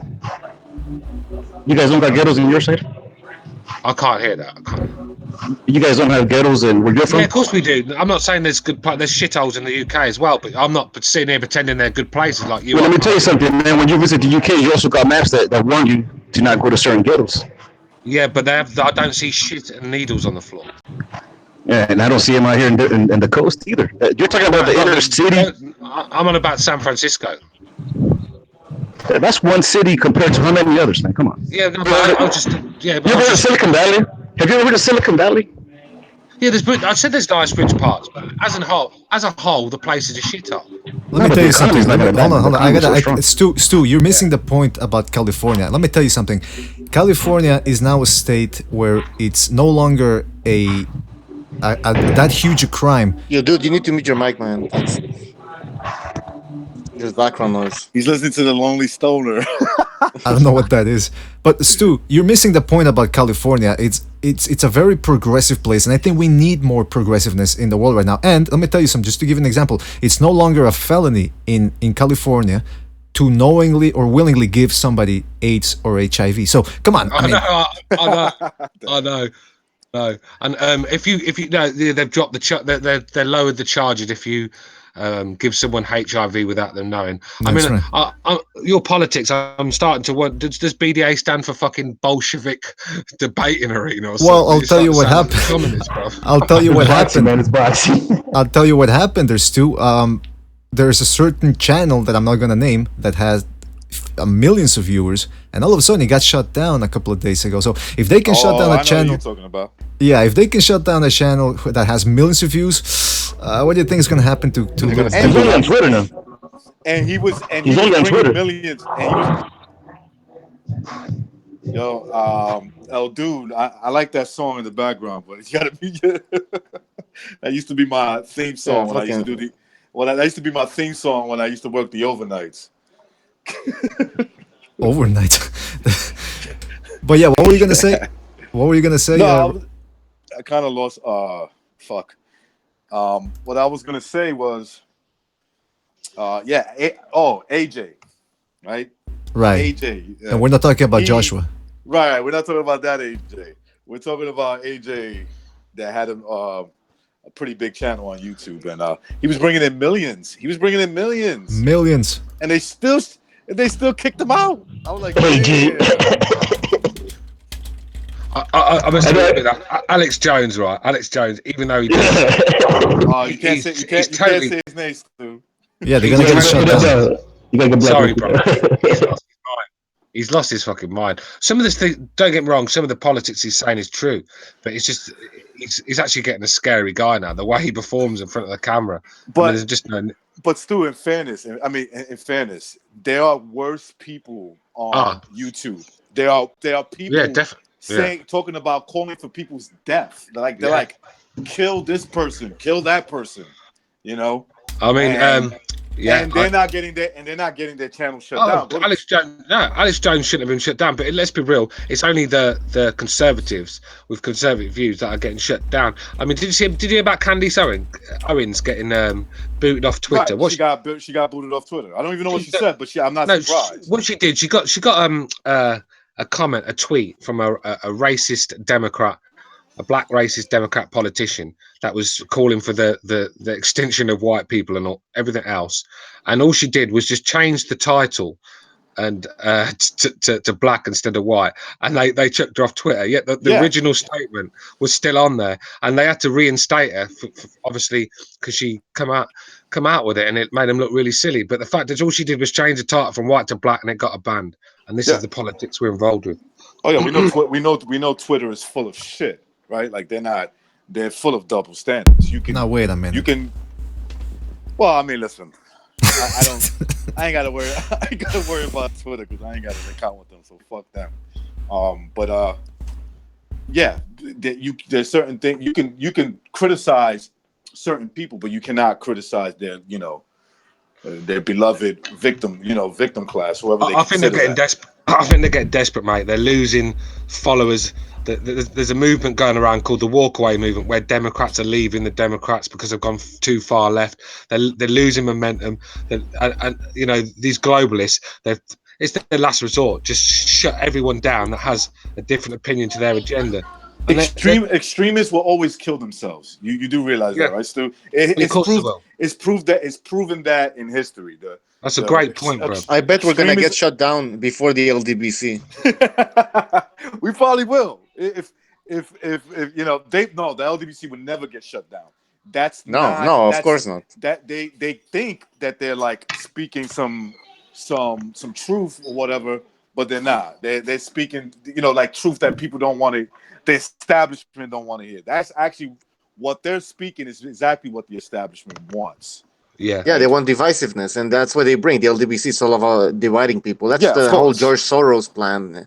Yeah, absolutely. Absolutely. When you see the mental state of the students in Berkeley and places like that, I mean, this is brainwashing of the highest order. These people are these lefty progressives are mentally sick. You've only just got to watch videos on YouTube to see it. I mean, it's dangerous how these people are thinking, and they have to be stopped. Like you said, they will kill themselves from within, because when you go to extreme to any side, left or right, it'll always fail. All right, I'm getting uncomfortable here. We're gonna get shut down. All right, what are we gonna talk about? More boxing. You can't handle the what truth. about Lennox Lewis? All right, Bolshevik debating arena. Lennox Lewis said that Boris. Forrest. We're gonna call each other comrades and shit. Comrade Stu, what do you think about Lennox Lewis saying? Comrade. What do you think of Lennox Lewis saying that Anthony Joshua is scared of Wilder and he's the reason why the fight's not happening? What's up with Lennox Lewis not supporting his British brother? Joshua seems to get a lot of hate and envy at the moment. Yeah, I think so too. I think it's down to. I mean, I don't know where Fury's coming. I don't know why Fury is so bothered. Fury hasn't even called out a Joshua fight. He's even said he wasn't ready for Joshua. Yeah. So why has Joshua got to even mention his name? No, it was Lennox Lewis. Lennox Lewis. Yeah, no, but I'm getting onto that, bro. Okay. I'm getting onto that. The Fury's attacking him, and then you got another great Brit, a champion.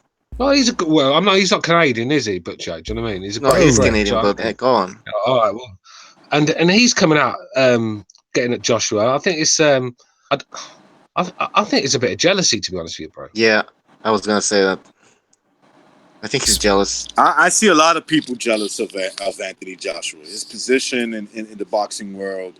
You know, he's like the next money man. You know, he might be when it's in the next year or so, he might be fucking the highest paid boxer right now. You know what I'm saying? So look, man, there's a lot to be. I don't care.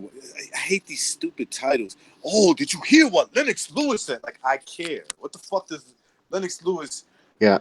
Like, it proves positive. You know, it's proof positive that AJ's afraid. Yeah, exactly. Like, Wilder. who cares what he says, right? Because Fury, and I think they're Tyson friends. Fury and Lennox Lewis are saying so. Like, it's not just them though. It's Frank Warren. Frank Warren. They've all become Wilder fanboys. I mean, it's like they've turned on Joshua and all become Wilder fanboys overnight, sort of thing. It's a bit strange. I mean, I just think it's jealousy. I mean, let's be real. Frank Warren wants the Fury fight to happen because, I don't think he's going to get the Joshua fight. So he wants Wilder to fight Fury, and he's going to say everything he can about that. About Joshua. yeah, but if Fury, in fairness to Frank Warren, and if Fury wins, it's going to force the talks between AJ and Fury. That's going to force it, especially that they're brethren. They're from the same country. So I mean, Frank Warren's sitting there saying he's seen the 50 million contract. Warren's making out that he's seen the money. Someone's took him to a vault and showed him $50 million. Right. Okay, how about the proof? How about the proof? Not I see. Yeah. It. Okay. How about like showing me where the money's coming from? Show it. Print it out for the world to see. Look, this is where the money's coming from. This is his 50 million. This is my whatever million. You know, because when they offer that 50 million, I mean, what the fuck is what was Wilder supposed to get? Yeah. Was there like a separate pay for him? And Wilder and Fury sucking up to each other. It's actually making me sick to my stomach. Do you know what I mean? It's actually making me sick to my stomach. You know what I see it as? This is the guy that's winning, right? And they're ganging winning. up. They're ganging up. Yeah. They're ganging up on the popular boy at school. You know exactly. The guy that I told you this. Look, they want to be like Joshua. This is kind of off topic, but it has to do with Anthony Joshua. So I was on my Instagram, and there's a girl that I follow on Instagram, and she's a very attractive girl. Anyway, she had a picture of Anthony Joshua, kind of like a fucking shirtless, showing off his fucking muscles and and all that. And the girl made a comment. She said, "This is my ideal man." She just left a comment. "This is my ideal man," talking about Anthony Joshua. God damn, you had to see the hate. This girl got. Oh my God. It was like, he's scared of Wilder. She was like, there was one, he's scared of Wilder. He's a pussy, this and this and that. She was like, who the hell is Wilder? She didn't even know who he was. She was like, I don't even know who that is. She actually said, I don't even know who that is. She was like, who are you talking about? Then they were like, you don't know who Wilder is? You from America, and then you're a stupid bitch. You're dumb. They were literally attacking her for thinking that Anthony Joshua is a good-looking man. Well, like the saying goes, Anthony Joshua is living in their head rent free. Well, he is. He's living in their head rent free, mate. And it's actually, I think it's actually affecting their life as well. Deep down behind the computers, I bet they're fucking steaming. I bet there's steam coming out there, spitting at the screen. You know something? And I'm not going to say anything. I'm not going to say who it was, but there was a couple of, I tracked it down. There was a couple of people commenting that were part of the LDBC at this girl. I don't want them to be on my fucking Instagram and know who I am or anything like that. So I didn't comment, but I was gonna say, damn, you fucking desperate. A couple of uploaders that have Instagram, I tracked it down and I was like, wait a second. These are the guys that are commenting. You know, they happen to be following the same girl that I follow. Like I said, you know, by the way, they were loving her until she made that comment. By the way, did you guys? You can imagine it, innit? She posts a picture an hour before our beautiful black queen. Then she puts the Joshua post up. Bed wedge. Yes, no. How did you know? How did you know? God damn. Yeah, that's what it is. Whole bed wedge. And she's like really nice looking. This one. This girl is like really. All right, picture it's not true, man. Come on. By the way, did you guys introduce Apology? Oh no. Oh, Apology, my man. What's up, man? Hello, everybody. What's up, Apology? It's Apology. Good lord. Y'all good That to have solved you. the whole conversation I just had. Good lord. I mean, do these people have lives? Well, look, listen. I'm gonna break. Well, the answer to that is no. Yeah. All right. You know what? It's interesting that this whole Wilder Joshua rivalry has the potential to be even more intense. I'm talking about the rivalry, more intense than Pacquiao Mayweather, because at the end of the day, Mayweather and Pacquiao, they had their fight. It was a dud. They shook hands. They made millions. That's it. The fans here, and yeah, the fans. It was more. There was actually more animosity between the fans, between the Pacquiao fans and the Mayweather fans. But this, since it's, you know, I don't know, for some reason, Black Americans don't consider the Black British fans to be real black. You know what I mean? And so there's this whole race aspect. I know exactly what you mean. It's insane. I remember when I was on the Boxing Voice and this caller rang in and said, "Hey, Stuart, man, you hate black fighters." And I went, "But I like Anthony Joshua. He's one of my favourite fighters." He goes, "Yeah, but he's not." He goes, "He's not a real brother." What does that mean? What does that even mean, right? Like I always like. I was like, "What the fuck is this guy talking about?" Yeah. And by the way, you're half. I mean, come on. It's tribal. And by the way, Stu, aren't you half black? I mean, no one likes Black Americans anyway. So that's what I try to tell them. That's what I try to tell them. Yeah. Around the world, you're the least. They're hated. I'm keeping it 100 with you. You don't. Nobody likes you. Yeah, Africans don't like African Americans because A, they call themselves African Americans, and B, they're too spoiled. Yeah, I've heard that from those like pure blood Africans. They hate African Americans. Oh yeah, I know quite a few that tell me the same thing. All right, before we continue, yeah, just want to shout out to Steven Schneider who donated $10. Thank you, Schneider. He says, "What's up, fools?" All right, Stevens, thank you for By the way, that? I don't. There's a lot of Puerto Ricans I don't like. Just to keep it 100. You know? Yeah, absolutely. And look, listen, like Apology. By the way, a lot of the Joshua fans are just British people. Right. X just called Apology a white supremacist shill.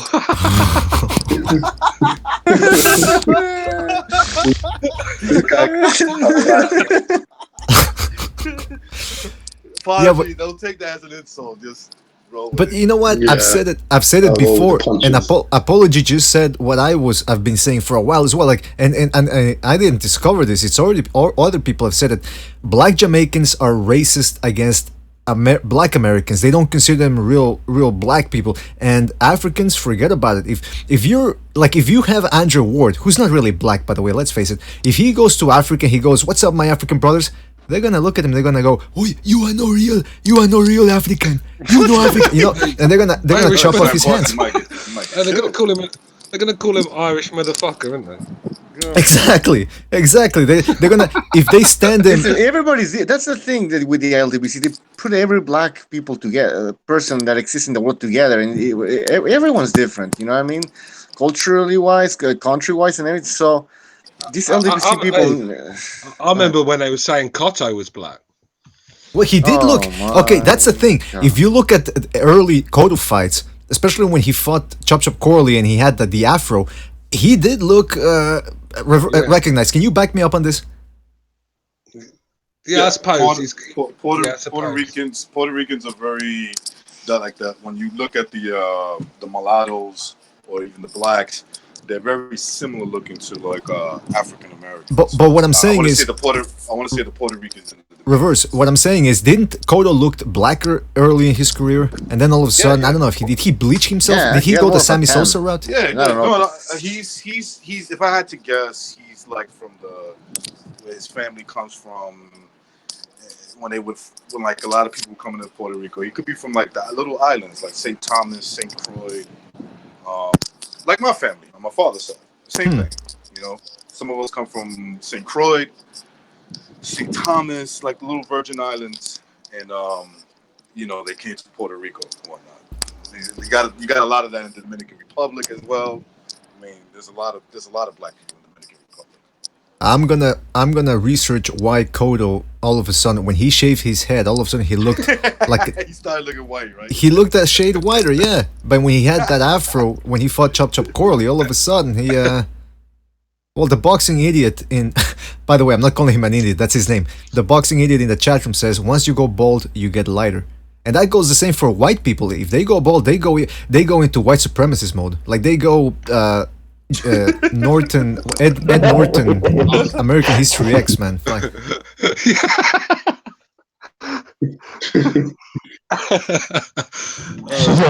I have a really good friend that when I shave my head down when I get this bald, he's like, "Man, boy, you look like a white supremacist now."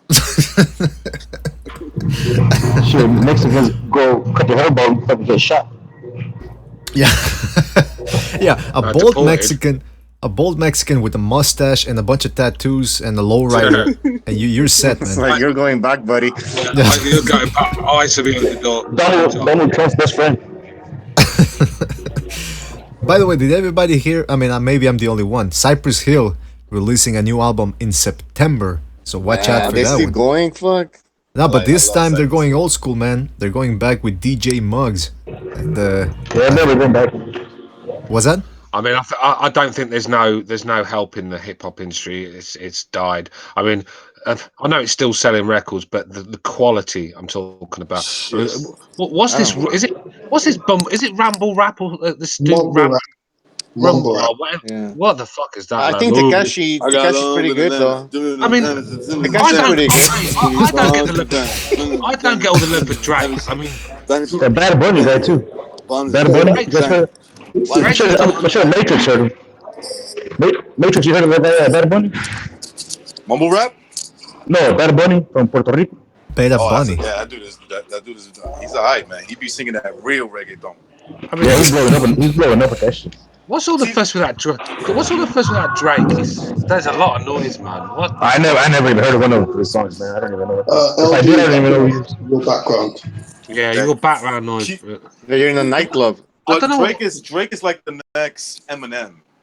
No, he's nowhere near. No, Eminem. what I'm saying is any song he puts out, it's a hit. Yeah, that's true. He just puts the song out. The kid. Listen, I don't like him. I think he's a person. I think he's a little bit of a fruitcake, in disguise. But whatever the case may be, he sells though. The kid sells. Yeah, but I just think his music seems it's all very the same. It's just dull. Like I mean, it's the sort of music I put on. It's the sort of music I put on just before I commit suicide or something. It give me that extra boost to pull the trigger. It'd give me that extra boost to pull the trigger. It would. It's all Today's music is garbage. His music's not that bad. Like, come on, guys. But in fairness, we say that music is garbage. When I was growing up, people like my father, my uncles, and whatnot, my aunt, they were like, "Yo, your music today is garbage." And They I used to tell know me the that's same how thing, it too. that's how it works. It progressively gets worse as Right. timeline Yeah, bro. progresses. Yeah, because let's be real. Back then, you had to have actual talent to be a star, and that's why they made a lot more money. They used to sell like 17 million records. I mean, 150,000 in the UK can get you number one now, and back in the day, you're talking millions and millions to get number one in the charts. So the music is. I mean, you can make a tune in a bedroom now with a computer. Oh The yeah. talent, Oh yeah. you know, that's the difference. I was You watching have a to. So one thing. video. I was watching a video the other day, and there was this rapper. He was on like, a guy was talking to him about his outfits, and they looked at one of his outfits, and he just straight admitted that he was wearing an 8-year-old girl's dress as a shirt. Why not? Yeah, yeah. I mean, it's the gay agenda in the Yeah. hip hop music it's very influential. Like not that it's influential, not that everybody's buying it. I'm not saying that, but they're trying to, they've been trying for a long time Let's be to real. put it into the mainstream. Look what they've done to. Let's be real. The LGBT have infiltrated the But rap industry. does Look that what they've really done. make? Hang on a But sec, bro. Hang on a sec. Look what they've done to the alpha male rappers. Their careers are basically over. Kanye West, 50 Cent. These rappers. Anyone that had a bit of fucking alpha male is gone, and now we've got all these fucking homo thugs. Yeah. But how are you Yes. gonna? How are you gonna do drive-bys and blast on people with penis on your breath? Oh, reverse And it. not to talk about somebody who died, but because but look at the kid. What was his name? Triple X. That was his name. The kid that got killed in Florida. Yeah, that guy. That young kid, right? But even him, like, look at him. He was kind of feminine looking, and he's actually the stronger of the feminine looking boys. Of hip hop. He's the kid from what I could see. Looked like he had some height, some physique on him. But he was kind of feminine looking. If you looked at Yeah, his and that's what I'm face. saying. The days of the G Unit and all them, innit? The game and all them, and them days are over. We're getting these feminine little homo thugs that you could barely tell if they're girls or boys, and they're coming Yeah, out and with you this guys also humble rap, noticed, whatever you want to fucking call it. Correct. Yeah. yeah, we also noticed we get a lot of like basically beta males and simps as well because all they're doing is having sex with like strippers and just dirty people in general. It's like what's his name, Wiz Khalifa and Amber Rose, for example. That guy was literally a stripper, and Wiz Khalifa has children with him. The fairy thought mother. Yeah. Is that what they call her? That She's been bald passed bitch? around like a football. Like, come Let me on. tell you something. I was watching a video the other day on YouTube, and it's a hip hop video. These 20-something-year-old rappers there, and I'm looking at the video. I'm thinking, the girls, they're not looking that hot in the videos anymore. What's going on? I'm like, I'd bang them, but they're not looking. And then I realized it wasn't the girls; it was the guys. They were the singers, the ones that I thought were the hip hop girls. I said, oh boy, I'm Why done. were you staring at the That I can understand. That's an honest mistake, BDA. Why you staring at the guys? I mean, look It's a at joke. Tekashi 6ix9ine new video with Nicki Minaj. It's called some shit like that. I mean, this is the craziest thing. Like, they playing patty cake. Did you see that in the beginning? Yeah, recognize she's desperate though. No one wants her, so she'll take Tekashi 6ix9ine. Oh, She at this point. Have you seen I don't the know why. I mean, I listen. Because she has an attitude. That's why. Have you seen the meme? I'll bang her. She has Have an you attitude. seen? Have you seen the meme videos where they're talking about 6ix9ine with that little Asian girl? What? no, I haven't seen that. No, I haven't seen it. What was her name? Like Little Tay? Oh, yeah. that one, yeah. Oh, that's right. This is little girl. What a horrible little shit that is. Yeah, what a horrible. She's a slap in the face. Is that little girl that's like a spoiled brat and she be? Yeah. Yeah. And Okay. she's trying to be a rapper. Like, she needs a slap in the face. That's such a waste. That's such a waste of Asian potential. Asian potential. That's good. I'm gonna use that one. Asian potential. Yeah, It's like when it's like when you look over on an Asian kid's math test and you see he has a D plus. Let me tell So you. music is deteriorating. Boxing saying as what well, happened? no? They go hand in hand. Nah, I don't think Everything's Yeah, so. I going to mean, shit. It feels there's like some. everything's going to shit. Is it because we're getting older? That's like I don't No, it's understand, it's man. just No, because because we the culture's changing. It's Ucho, become we different. should have listen. It all went downhill once we let women vote. Yes, my man reverse. I must admit No, but though, seriously, no, I'm being serious. Like it's because when you get I'm being older, serious like no, too. that. Okay, but I think reverse is hitting on a point there. I'm not no, saying that I maybe want to then rescind and take it back. I'm just Hold it down, that's reverse. just Hold it down. I'll be back. is it nostalgia? Is it nostalgia when you look back at fights and you're like, oh, those fights were better. Yeah, it is nostalgia. Because you're obsessed with Oscar De La Hoya. About the the fishnets and the coke and all that. Or is I'm it of the actually mindset everything that going to there's shit? better skill sets today. I don't think the hunger is there as well these days that there was back then. Boxing used to get a lot of people out of the ghetto. Do you know what I mean? Yeah, And right. That's true. But these days, if you have half a brain, you could get yourself out. So exactly. And it back doesn't then, really it was the only options these take guys much. Yeah. had. So, and that's why America had so many great fighters come through them periods. But as society changed, and let's be real, the male in itself has become a lot weaker than he used to be. We're not mentally as strong. We don't work as hard. You know, Yeah. family values are different. I mean, men look at all these beta males that we see, these feminine males. I mean, you just didn't see that back in the day. All men were men, sort of thing, and Because that your probably father cuts. because your father used to actually be at home. Well, this is it. Well, my dad was quite military with me, so they taught me to be a man, sort of thing. Oh, really?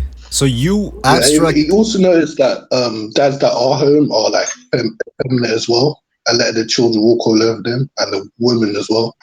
Yeah, especially the white liberals. You've seen the way their children talk to them. But they're like, if you guys know what bonobos are, you understand what I'm talking about. Oh, break it down for us. What do you mean by the bonobos? Like they Basically, the females run the clan, we call it, in the uh-huh. bonobos. So it's a matriarchal society, I guess you want to call it. Mhm. And that sums up society nowadays. It's female run. But And you the know males what? are a lot weaker, and they literally have sex with each other and slap their dicks against each other. And if they get out of line, the females will literally like bite them or like rip their dick off or just kill them straight out. Wow. So that's why my father used to call me a bonobo. But you know what? Bonobos are fucking ugly. Give me that like a chimpanzee, adorable little chimpanzee from the Tarzan movies and all. That's a chimpanzee I can get along with. Bonobos, have you seen bonobos? They're fucking ugly, man. They're all thin and then they look weird and ugh. No, bonobos and now they got that weird matriarchal society. Nah, fuck that. But I heard, I don't know if it's true or not, but I heard that the whole matriarchal nature of the bonobos, it's a little exaggerated. Like it's not that they don't have that much power apparently. The females. I don't know if I'm wrong. Apology or Wait. did I drop off? No, they do have the power because they're physically stronger, Okay, and that's what it's based on. That's the only reason why. I see. If it was the males who are physically strong, obviously they'll be in charge. But since the females are physically stronger, they Interesting. rule the clan. Very interesting. There's a study done by somebody from your neck of the woods, BDA and Bucho. You ever heard of Jordan Peterson? Ah, yes. Yes. Okay, so Jordan Peterson did this. He's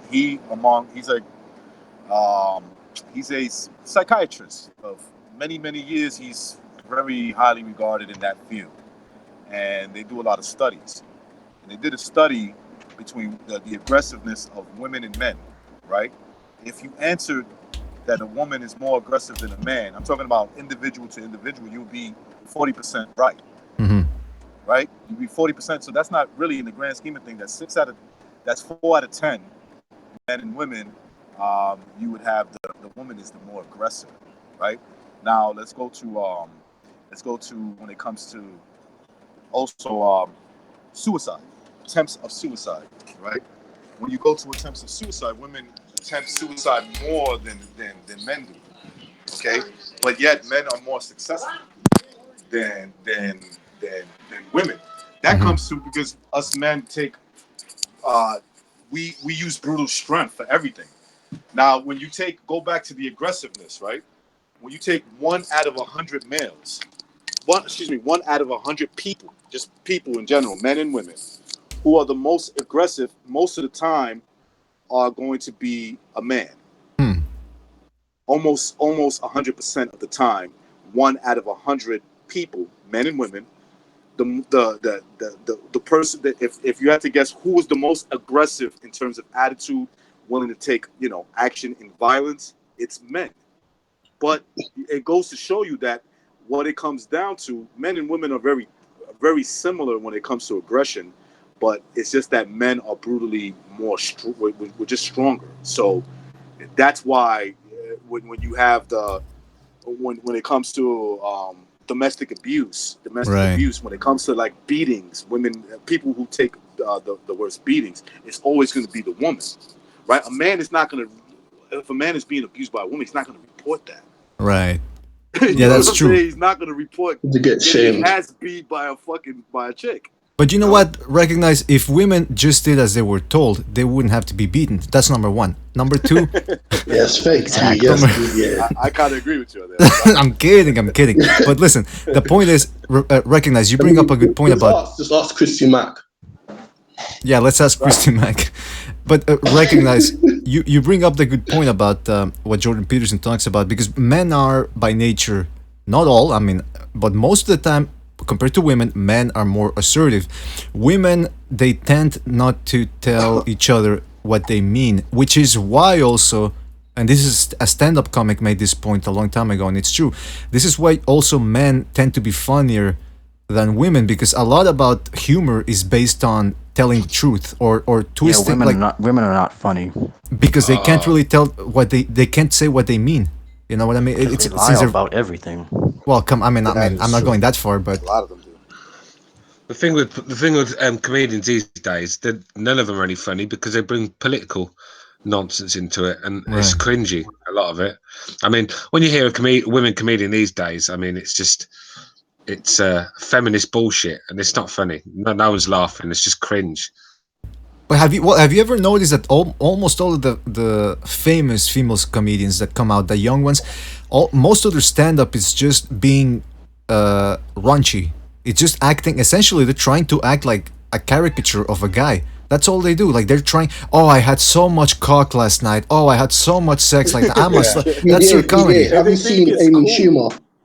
I've seen Amy Schumer. Amy Schumer is horrible. Fat, slobbering parliament. I know. Her bathtub fits her like a t-shirt. They're telling us she's sexy, and we have to admit that she's sexy because they're telling us what sexy is now. They decide what sexy is. You're a fat blob, and you want me to consider that sexy? It's like, no. Oh, it's hideous. I know you're so fat that your middle name is a zip code. I know you're so fat that they named the county after you. I'm not gonna stand here and Amy Schumer is doing a live. I read one time that Amy Schumer was doing a live event, and she started bashing Trump, and people started getting up, booing her, and walking out. People have had enough of politics in comedy shows. We get it in sports, our movies, in a comedy show. Can we go anywhere without some fucking Democrat? Stu, you can't because. No, you can't. How dare you, Stu? Okay, somebody else's problem is always your problem, and you're going to have to learn how to accept that. You white supremacist. Yeah, I'm sorry. I should understand about my white privileges. I just haven't got to grips with it yet. But listen, you know what? You can be political in your comedy if you're funny. But if you're just up there badmouthing a president or badmouthing a political party, there's no humor in it, then sorry, it's not funny. At least you got to be able to craft a joke or something around it. Yeah, and the worst thing is all attacking one side over and over again. Like, at least mix it up. Like, attack Hillary Clinton. Exactly. Like I said, most of these comedians are not funny. I mean, when you come to the UK, I'd say 90% of the comedians on our TV at the moment are homosexual men.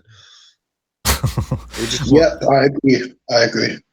Everywhere you go, everyone our shows, every man, well, not every man, but most men, any hosting any sort of reality show, gay guy. If he's doing any sort of comedy show, gay guy. Do you know what I mean? Did you see that the NFL? Did you see that the NFL, which is like the biggest sport in America, the NFL is going to have its first male cheerleader. Are you kidding me? Are you kidding me? Please tell me you're kidding. Fucking joking. I hate Please tell me you're entire kidding. NFL culture. BDA, I'm gonna send you a picture. BDA, I'm gonna send you. It's gonna be cringy. No. To say the least. No, No. Oh, and you can bet your life all the players will support. You might throw up in your mouth a little bit, but you know. Are they trying to drive all the fans away? First, they start hiring these women that don't know anything about the NFL. BDA.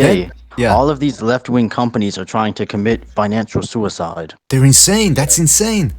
Yeah, at this point, it's not even about the money because they know that it's not popular. Right? They're just jealous. So it's just about pushing an agenda. At this They're getting a directive from somewhere. No, they're losing, bro. They're losing big, and they know they are. Their fluffy little world is coming to an end, and I'll wait for everyone to get back. But hold on, Stu. Let's back up a little bit. When we because if you use the words male and cheerleader, maybe it sounds more disgusting than it actually is. I mean, they're not gonna be like. Come on, BDA. No, come on, man. Come on. If you want to sit there watching some guy with a hairy ass fucking wiggling in front of you in a game, then you need some help yourself, brother. That's not what I'm saying. Oh boy. Okay, Recognize just sent me the picture, and yeah, it's worse than I thought. Oh my god, what is this shit? Hold on, let me. Okay, listen. What I was saying before. Did you get it? Let me know. Yeah, I'm gonna show it to the people. I'm gonna show it to the people. What I was saying before.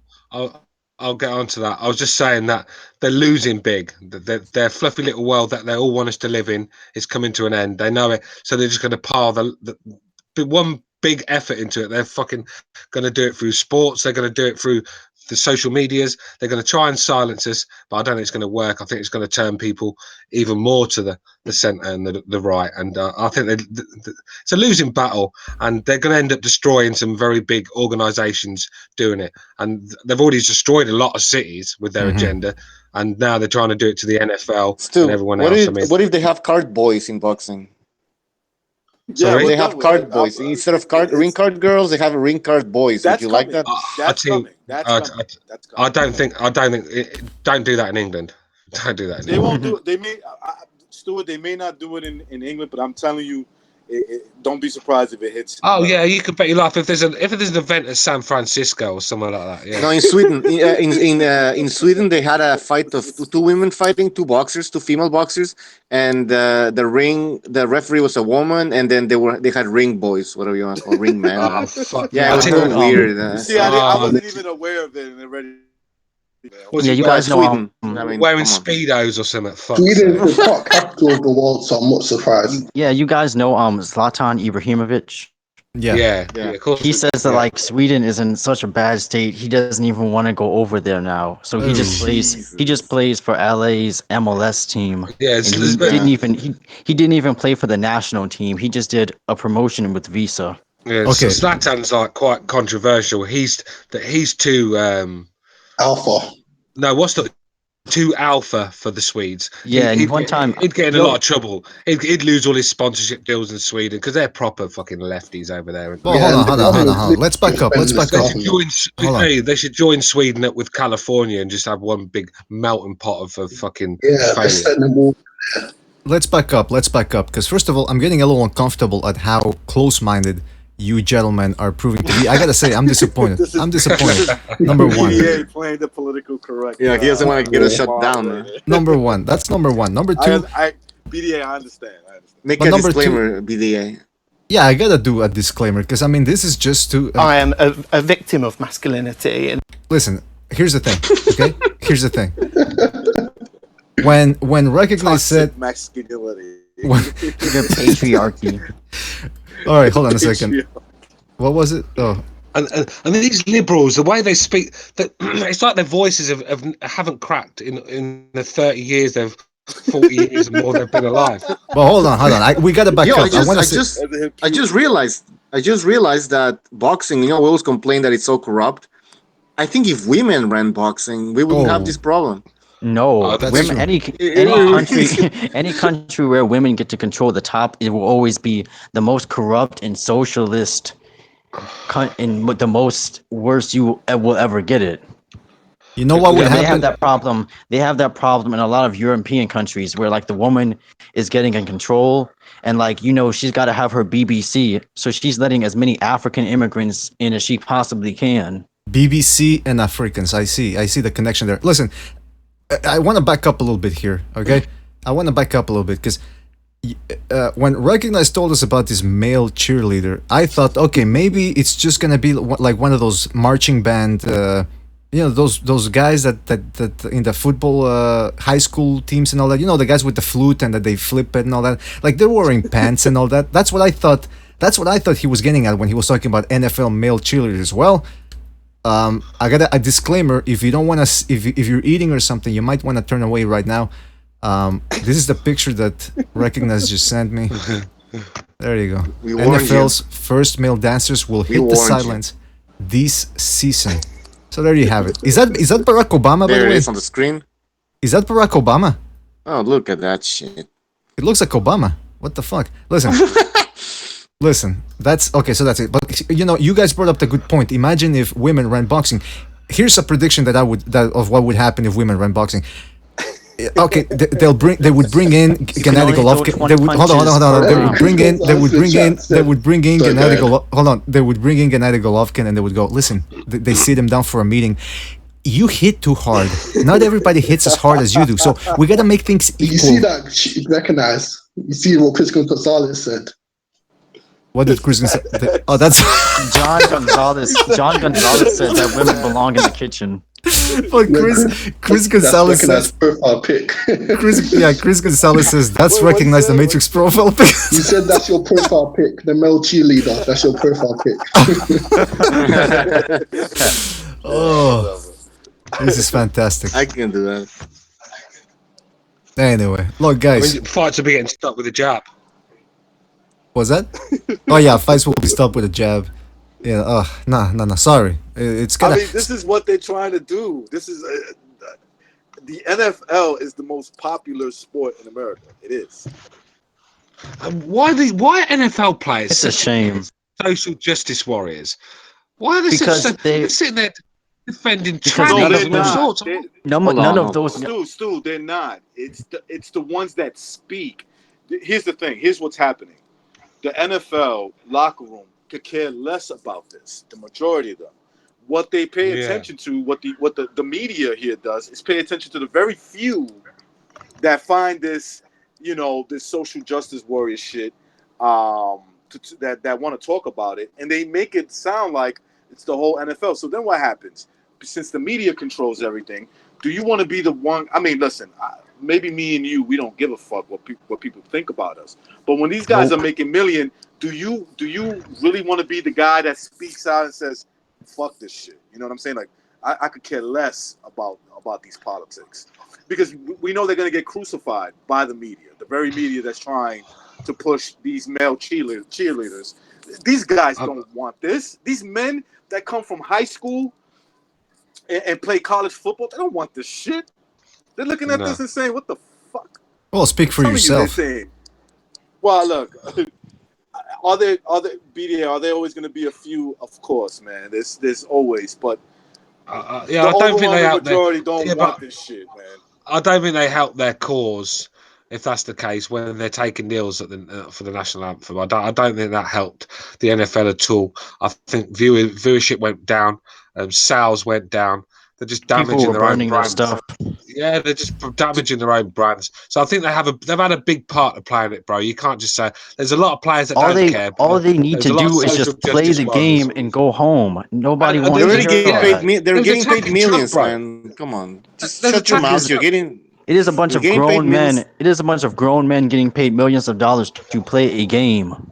Exactly. Yeah, come on. Like, you're not a fucking cosmologist or brain surgeon or whatever. By the way, I was just gonna say something else. Jesus, okay, somebody's sending a message here. To tie this into boxing, I don't think this would ever happen in boxing. I remember that in the UK, I think they wanted to remove ring card girls, and Eddie Hearn said no, we're keeping the ring card girls. I think boxing is such a male sport that it's never gonna. It's isolated from the other sports and whatever happens outside. What do you guys think about that? Like, do you think boxing might turn out to be like the NFL and shit like that? I don't think so. Not in the UK, because UK fans are wild. They'll throw stuff. Yeah, I can't see that happening in the UK because it's still a football. It's a football hooligan culture. The boxing fans, really, they're football fans, and they're still Get up on the floor. they're still quite conservative with their views, and I just don't think that go down very well.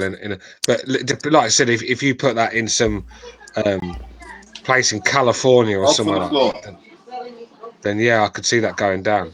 Recognize is disciplining. The thing is, when you start giving an inch with these people, I'm not saying they're bad people. I'm not. But when you start giving them an inch, they will take a mile. Oh, fucking mile! Exactly. That's right. And before you know it, Michael Buffer's wearing a dress and got mascara Hey, on. did you guys remember the new 140 118 WBSS where they had the chick who barely spoke English? No, I can't remember that one. No, what was that again? What happened? The World Boxing Super Series, when they did the drafting for the 140 and 118, where each guy got to pick their opponent. Okay. Did you see that? The show they put on for that? No, what happened? They had like this chick who she kind of looked all right, but you could clearly tell she was in her 40s. Oh, that's not a good look. And she was announcing each fighter to select their opponent, and she was trying to talk to the fighters, but she barely spoke English. Oh, okay, I thought that had something to do with you kind of switched lanes there for a bit there, reverse. Okay, first of all, let's back up a little bit before we talk about that. And I just want to say that I don't want this channel to be shut down, so bring all the male cheerleaders you want into the NFL, all the blue-haired people in the universities, whatever you want to do in life. There's no categories anymore. Make sure they're black as well for diversity. We have to make sure they're black. That's right. Yeah, well, that everybody, we're a progressive channel here, and we have no limits to what you want to push. Black transgender ring card boys. That's right. When you start mixing your business in alpha male sports, then I don't know, man. That's when I start getting a bit angry about it. Well, that's because you're close-minded. No, so, if they want to fucking hang on the streets with their skirts on and prance around like fairies, then so be it. But don't be doing it next to the cheerleaders at a fucking LA Rams game or something. So you need to evolve a bit here, okay? Yeah, you need to evolve a little bit. That's the same stuff I was saying. Like, I don't care how much. I don't care how much. I should move to Canada.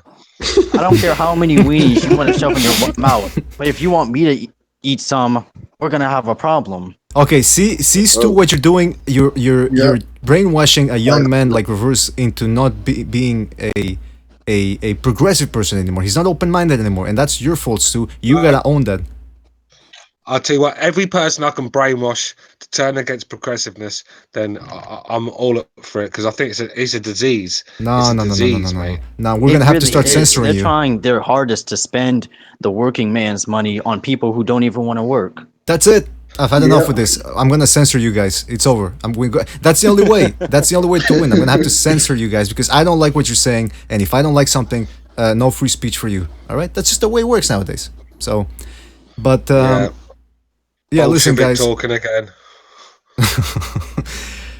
Listen, guys, thanks again for joining us. We're gonna have to cut this short. By the way, Shepherd of Sun says BDA has been corrupted by Trudeau. I voted for the guy, and I would vote for him again because I am a progressive. And I want as much disgrace. I want as much progressiveness as possible. No, he voted for the Communist Party of Canada. He voted for people time. People time. He voted Marxist Leninist. Yeah, he's got a picture of Lenin in his studio, isn't he? Yeah, Justin Trudeau. He prays to it every night before he goes to sleep. Look, listen. I like Justin Trudeau. I like Justin Trudeau, but I don't think he goes far enough to the left. I want him to go even farther. He plays that old communist Russian folk music in the background, isn't it? Oh, you want me to play that one? Workers United. Listen. Doesn't Trudeau kind of have that look in his eyes that he's kind of just a punk? I know. Like I mean, just you look into his eyes and you can just see everything. BITCH in his eyes. Oh, everything a man. He's a cuck boy. He is everything a man shouldn't be. Yeah. All right, we're gonna stop talking about. We're gonna have to end the show. We don't want to talk about Trudeau. They're gonna fucking track us down. Trust me. I'm not even joking, man. They have laws here. They're gonna end in jail and shit. Yeah, like in Canada is a different ballgame. You guys are really screwed over there, so you gotta be careful. So we love Trudeau. We love Trudeau, by the way. He's a great prime minister. Yeah, he's the best thing ever. I just put up a picture. I just put up a picture of just. BDA, the only two Mexicans I know that haven't got any heart. I just put up. Hold on, I take offense to that. I have a lot of heart. That's why I'm. No heart, no courage. By the way, speaking of heart, I just put on. I put up a picture of Justin Trudeau wearing short shorts. I tell you, this guy is so confident. He can walk around the street wearing Daisy Dukes. Now, right? Confidence, yeah. Yeah, that's confidence right there. No, BDA, I love you, man. You're the best. maybe he should be the ring boy. Oh God, no. BDA. I see a future of like running for politics on the. Somebody said BDA got a rainbow flag bumper sticker. Yeah, exactly. Yeah, I'm gonna start. You know what? We had Christian BDA. We had crazy all those characters. Now we're gonna have progressive BDA. He's the one that's... said. Chris Gonzalez said Stu wears a powdered wig and carries a musket. Jesus Christ! Oh, I tell you, these comments. Come on the show, man. Such a troll. Stu, what did you call Anthony Yard's opponents? How did you refer to them as? Bulgarian what? Bulgarian lorry drivers. He's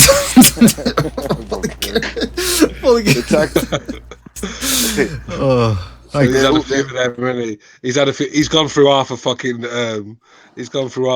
Sofia, the capital. Exactly.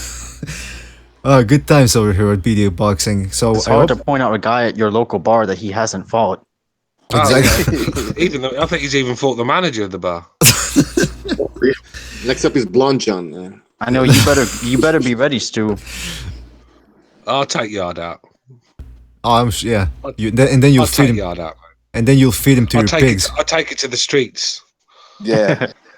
I'll tell y'all to meet me outside. I'll kick him in his shin. See how he can handle That's all muscle, mate. I'll just use a bit of footwork, and he'll run out of steam, and then I'll put it on him late. Or you could just shoot him. Yeah, that's easy. The best guns are banned here and knives, so we can't. Yeah, that's true. Most people have knives over there in England. That's all the craze now in England. Stabbing, throwing acid in people's faces. Machete.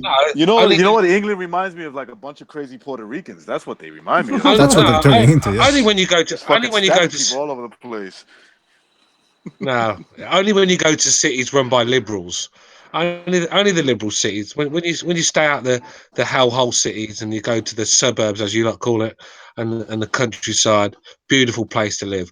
No bother at all. Got no neighbours. Don't see anyone. No one bothers me. Everyone's friendly. I leave my car keys in my car sometimes. Don't even bother That's a nice place to live. But when you go to the liberal hellholes that are progressives and that are calling for mass immigration, then yeah, it's like one corner's like Somalia, the next is like fucking Afghanistan. So okay, so you like that's what you want. Yeah, but hold on, you like living in a village. That's fine, but why would you ever choose to live in a village where there's no diversity? That's what I don't understand. It's like, nah, it's almost like they want. It's almost like the liberals want their areas to be trash heaps. Yeah. I don't want to live in a. I don't want to live in a multicultural city. I don't. Oh boy. Sorry, it doesn't mean I. I don't want to have. I've got friends from all races, so it's like I don't want to mix with these people. I don't want to live in a multicultural city that's got probably 200 different nationalities. No one gets on. It's just the fucking place is a hellhole. What do I want to live like that for? Sounds like a lot of these people stay up till 3 or 4 o'clock in the morning drinking on the streets. When I lived in a city, they were drinking on the streets till 3 or 4 in the morning. So I don't want to live like that. I want to live in peace. I'm at the age now. Guys, everybody listen. Everybody listening in the chat. You're like me. Me and you have a lot in common. Like I like working in the Yeah. city, but I like living in the quiet life. Yeah. Yeah, I like being left alone. I don't like hearing other people's problems. Guys, Like I said, you just heard. where I live. We've got an Indian food takeaway. I mean, that's a bit of diversity there, isn't it? And a Turkish kebab place. That's how you want to keep it. That's too and that's too much as it is right there. All right, so as you can hear, people, this is what's called. Everything that's coming out of Stu's mouth, that's called bigotry. I don't even mix with the white people over here. So it's not like it's just I want to be around white people. I don't even mix with the white people over here. It's just that when you live out here, you're not around madness. It's just nice and peaceful. And Stu, when you guys get older, you realise. At least you admit that you're at least losing the World Cup was that the party at Stu's farm was cancelled. It fucking was, man. But listen, hold on. We gotta back up here. We gotta back up because at least one thing I will say about Stu, at least he admits he's a bigot. Okay, so he's a bigot. And he's not progressive. I don't want all those people in my town either. I don't want to be walking down the street and some black dude is like, "Hey, what's up, homie?" And then the Mexican's like, "Hey man, you don't want to start no problems with me, man. I cut you, man." Another bigot. And then bigot. They both take out their guns. Neither one of them have good aim. And then a police officer shows up, shoots both of them, and then he's a racist. Yeah. Okay, and that's all you have in those diverse those areas. Reverse sounds like another bigot. I want to stay away from those diverse areas. We got another bigot You here. know the most fucked up thing about it is another bigot here. These like celebrities who talk about diversity, they live in the whitest places ever. And they're pedophiles. Yeah, they are as well. But Reverend Al talk about Sharpton lives in the whitest neighborhood in Oh yeah. Yeah, and so Fee, what's his name?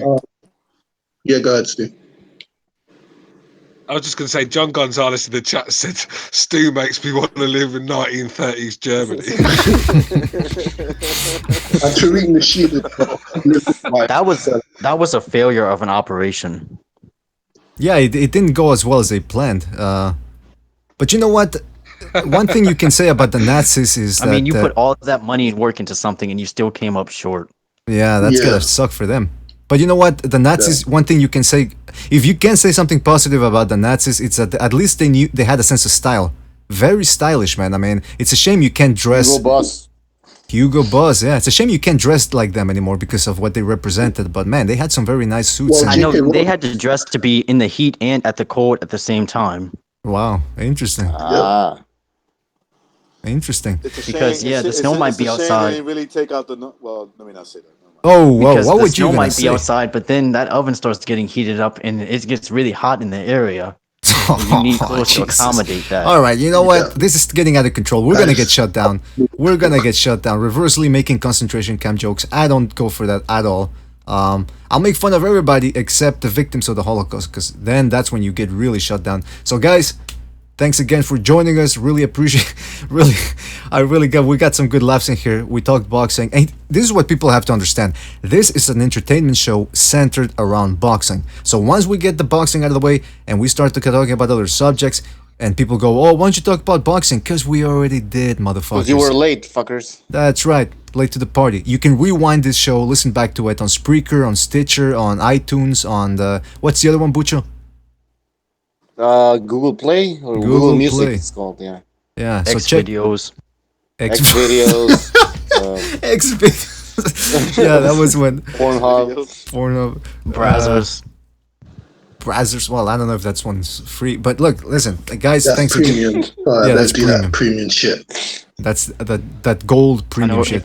If you pay for porn, you're a fool. Yeah. If you're fucking jerking because it. a lot of people think that they're getting a deal where like, well, if I pay for the premium, will I get the full movie? Well, dude, you don't need but 5 minutes. So why are you paying for premium? That's why. You know what? You just brought up. that's what I You mean. just brought up a good point. You know, there's people out there that are addicted to. They're addicted to pornography and they're addicted to wanking it. Yes, I said wanking, of wanking it in front of the computer. And I always thought, you know, with a drunk, let's say, he'll get drunk if he drinks like 5-6 bottles and he can't stop, right? But with jerking off, all you gotta do is once you're finished, you lose your sex drive and you're good. So I don't understand why these fucking addicts don't just fucking bust a nut and boom, the addiction's over for the day. You know what I mean? But no, they stay in front of the computer jerking it for fucking 10 hours. That's what I saw in a documentary. This guy was jerking it for 10 hours a guy straight. died in America because he jerked off 46 times in one day. That was the stickiest keyboard in the nation. What about Michael Hutchins though? Michael Hutchins from InXS. He died having one of them fucking weird wanks, whatever you call them. You know when you put a rope round your neck. Autoerotic asphyxiation. Yeah. Well, I think the stool slipped underneath his feet and it killed him, sort of thing. So what a way to go that was. By the way, it's called autoerotic. It's called. By the way, it's called autoerotic asphyxiation. It's called autoerotic asphyxiation, but in the industry we like to call it ASA. So I mean AEA. So just a little, inside lingo for you people. I don't know. I've never googled it, mate. So I don't know. Well, no, because you're not part of the industry like I am, but that's what we call it in the industry, AEA. So just a little heads up for everybody, guys. We gotta go. Porn videos and jerking off is that you could get right to your favorite part. I mean, I don't understand what's taking people so long. I know you don't have to go through all that dinner and conversation and talk about your feelings and your family. And where they order takeaway or something and stuff like that. Yeah, that's true. But hey, listen, this is turning. Chris Gonzalez is gonna start joking about this. This is gonna turn into a BGTOW show, Big Tau. Boxing fans go their own way, whatever the fuck it's called. Shepherd the Sun says, was BDA a gay porn director? I directed everything, a couple of features here and there, girl, guy. Watch your eye. What was your best work? Yeah, watch your eye. BDA directed the Yusuf Mack video, didn't he? I think you can hear him in the background going, yeah. Oh, wait a minute. BDA with his sound bites in the background. Now wait a minute. I'm not gonna let you guys talk about BDA like that. Okay. Actually recognize it was actually some of my best work. I'm actually proud of that one. You know what killed? I saw the video with the special commentary with the director commentary. Oh yeah. You know what killed the porn industry? It's the digital. Once they went digital, it no longer had that film look. We used to film it with film back in the day. It gave it like a grittier feel and now they do it with digital and it's not the same thing. It's not the same thing at all. Were those the days where everything was hairier? Oh yeah, you could actually smell a woman's pussy. Nowadays, they're all clean and everything. But you can't smell their pussies nowadays, unless they're actually unless they have a bad diet. I could remember back in the day watching porn where a shaved one was unique. That was actually a unique thing to look at. It was like a leprechaun. It's like mesmerizing. It was like, wow, look at an enchanted moment. Yes. Somebody said, John Gonzalez said BDA was the porn set cleaner. Well, that's how you start. That's how you start. It's true. That's how you start. That's how I started, and then I progressed. And they gave me a promotion. One of my favorite porn stars growing up was exactly because of that. She was the only one shaved. What was her name? Was it Sandria or? Her name was Viper. She was kind of ugly. Oh yeah. She had a sex. I must admit though. I must admit, when as a youngster, when I started to get involved sexually with girls, it was quite a young age. But it was that period where girls didn't really shave down there. They was all fucking hairy and nasty, really, when you think about it. All that traction. Oh, can you remember half the time you couldn't find it because the fucking hairs all blocking you? Oh man, Michael Forrest. Like the Amazon jungle down there. Get it between your teeth and shit. Fucking dental floss, that right there, man. You need dental floors like right on the set and shit afterwards. Disgusting. Butcho, man. Oh, But he's man. right. He's right, man. They had like little afros growing there. I was This like, predator God, around. All right, you know what? Yeah. People always ask me, and I know there's been a lot of curiosity about what BDA looks like. So I'm gonna give you an exclusive. This is an old photo, mind you, of what I look like. So I'm gonna put it right there. That's what I look like. I look a little bit like that now, a little older. You can't see my abs anymore, but that was me on the set back in the day. So hope you guys enjoy that. What's that? I see the I picture. don't believe you, BDA. I thought you. You don't believe that's me? Well, I don't know what to tell you then. I don't know what to tell. Let's read a couple of comments before we go. Michael Palaco says, going to a 7-Eleven Playboy is the only magazine around. The Punisher says, BDA directed young Justin humping the LGBT flag. Michael Palaco says, porn is everywhere on the internet, so the magazines are done. Eric Roses says, laugh my ass off. Shit stinks up the entire room. That's why BDA likes it. Boxing Killers TV says, Lisa Ann is worn down. Lisa Ann is a worn down thought. 50 years. By the way, Lisa Ann is the John one that's... Gonzalez says, the love of my life had hair from the snatch to the butthole, and she was the best I ever had. whoa.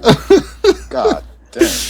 By the way, Lisa Ann is the one that's... She's a boxing fan, by the way. And she wanted to fuck Sergio Martinez. But I don't think Martinez goes for... I don't think he would be interested in her. Yeah. If you know what I mean. Yeah. I think if she had a cock... Lisa Ann was like a porn star in the 80s? No, I think... in the 50s, probably. I don't know. No, you wasn't in the 50s. Come on. Anyway, by the way, we got Jimmy on the line. Jimmy, fuck, we're about What's to go. going on, guys? I've been creeping in the background listening to your pube stories. Hey, well, listen. You're from back in the day. Man. You're from back in the day. Would you agree or disagree with the whole muff thing? I mean, wasn't it a little bit better when it was a jungle down there? Yeah, no, listen, I came on, dude, right? I came on, thank God, right? I first got into muff diving just when it became, like, popular to start shaving. So I caught the curve around the early 80s. Girls started shaving, they started wearing thongs and shit. Like, that was a big deal with girls wearing thongs back in the, mid 80s and shit. But and also when AIDS came along, too. So right when I turned 18, it's the first time I heard the word AIDS. How was that for kicking the balls? What a time. Best of both worlds. And back then it was a death sentence too. You know what I mean? Right. But, hey, has anybody heard of a fur burger? Oh, absolutely. Yeah, Jesus. That sounds disgusting. Yeah, fur burger. Put some ketchup and mustard on it. You're done. You're set. Listen. I don't mind a little fucking. I like a little Hitler fucking crotch rocket up top. I like a little stripe up top. But I mean, if I can fucking, braid her taint here with my tongue, I'm quite all set. That's straight up flavor saver. You know what I mean? See, no, I don't. Hey, mine's got to be a Stone Cold Steve Austin all the way. I hear you, brother. Hey, Stu. I just want to tell you, dude, right? Hey, Stu. I just wanted to say, brother, right? Because obviously I see how heated you get about shit. So I've been on vacation the past week, and I told the guys last show when you weren't on, I've really been paying attention to a lot of politics, and I'm fucking video watching all kinds of shit. Dude, you guys got it really bad in England right now. I just want to say that. What you guys are dealing with, it is, I can't even fucking, you can't, I'm not going to get into it in this show. I'll just someday like to talk to you, dude. It's horrible. They just let Danny... They just let Tommy out, which is good. But the thing is, like I said, the left of I thought we had it bad here. Okay, the actual Conservative Party, who are in Parliament, who are in government at the moment, are actually meant to be the right of politics in the UK. And these, look how fucking left they are. So it's true, isn't it? Right? These guys are meant to be the alternative right sort of thing. But no, they're as left as the parties. If not worse. I mean, we've got nowhere to turn. We're gonna have to. It's gonna have to be a revolution, mate. The only way they need to show that movie V for Vendetta literally every night there. You know what I mean? Remember the 5th of November. We need to make the UK great again. All right, guys. I'll tell you what will happen. if a revolution does start, the support will come from the States. That's where, without the help from the Americans, then we've got no chance. The American people are, if we had to have a revolution, they'd be the ones funding our guns and everything else because the government would take everything off us. So that'd be our only chance. Get it from Russia. All right, Yeah. guys, we're gonna have to end the show. It's BDA says it's kind of late. Yeah, it's getting kind of late. But listen, guys, we wanna do a special over at the Second Renaissance channel. The Second Renaissance channel. We wanna do a special show where we talk about this particular issue because I mean it's pretty interesting, and I know Jimmy and Stu have a lot to say about it. So we would love for you guys to come on the show. What day? Yeah, Bucho, what when day? you do it so I can write it down and get make sure I'm, you know what I mean, clear Bucho, whatever could stupid shit I can do. Bucho, could you do it tomorrow? I can do a boxing and a Renaissance tomorrow. Oh, fantastic. Yeah. All right, so tomorrow, Wednesday, okay, I'll make sure I got nothing going on. Not like I'm Thursday. busy doing Thursday. Tomorrow's Thursday. Tomorrow's Thursday? Yes. Yep. Yeah. You can tell I don't work full time. I don't have to anymore, so it's good, but I got other shit going on. But yeah. All right, awesome. I will definitely be there. That's awesome. Fantastic. All right, perfect. All right, Fantastic. gentlemen. Hey, you guys have a good night. Everybody be safe. You too, man. Thanks for jumping in. Thank you, buddy. All right, bye. All right, so I want to thank See you later, Jimmy. I want to thank ElDude. I want to thank Abstract Boxing, who was here also earlier. I want to thank Reverse Lee, Recognize the Matrix 2, Apology Man. Who else am I missing? Did I miss anybody else who was here? Cameron, Yes. How can Cameron? Congratulations Abstract. again. Yeah, Abstract. I did. Oh shit! Somebody subscribed to Renaissance. What? All right, so that's it. John Gonzalez says, "Do a second Renaissance after 5. That's when I get out of work." Did you see that that self-defense video I sent you? Yeah, I saw it. I don't think BDA saw it, but I'm gonna show it to him. Is it from the Do you girls? know BDA those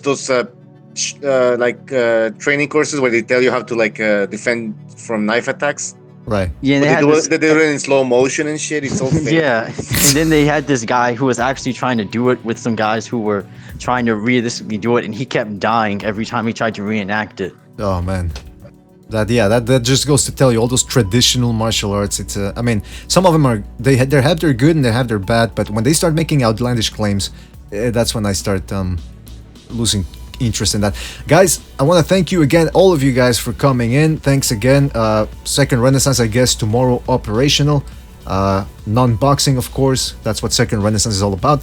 I want to thank Overhand, Brandon White, Stuart Lill, who was in the chat as well, Dr. Steelhammer, Rook Davis, Apology Man also was in the chat room, Stephen Schneider, Hawker Mustang, Gorgura, the Shepherd of Suns, I already said, Hawker Mustang, Dano, John Gonzalez, Brandon White, Raskla222, and many more. John Gonzalez, Chris Gonzalez. Guys, you make this show what it is. I was cracking up from the comments in the chat room and the comments here.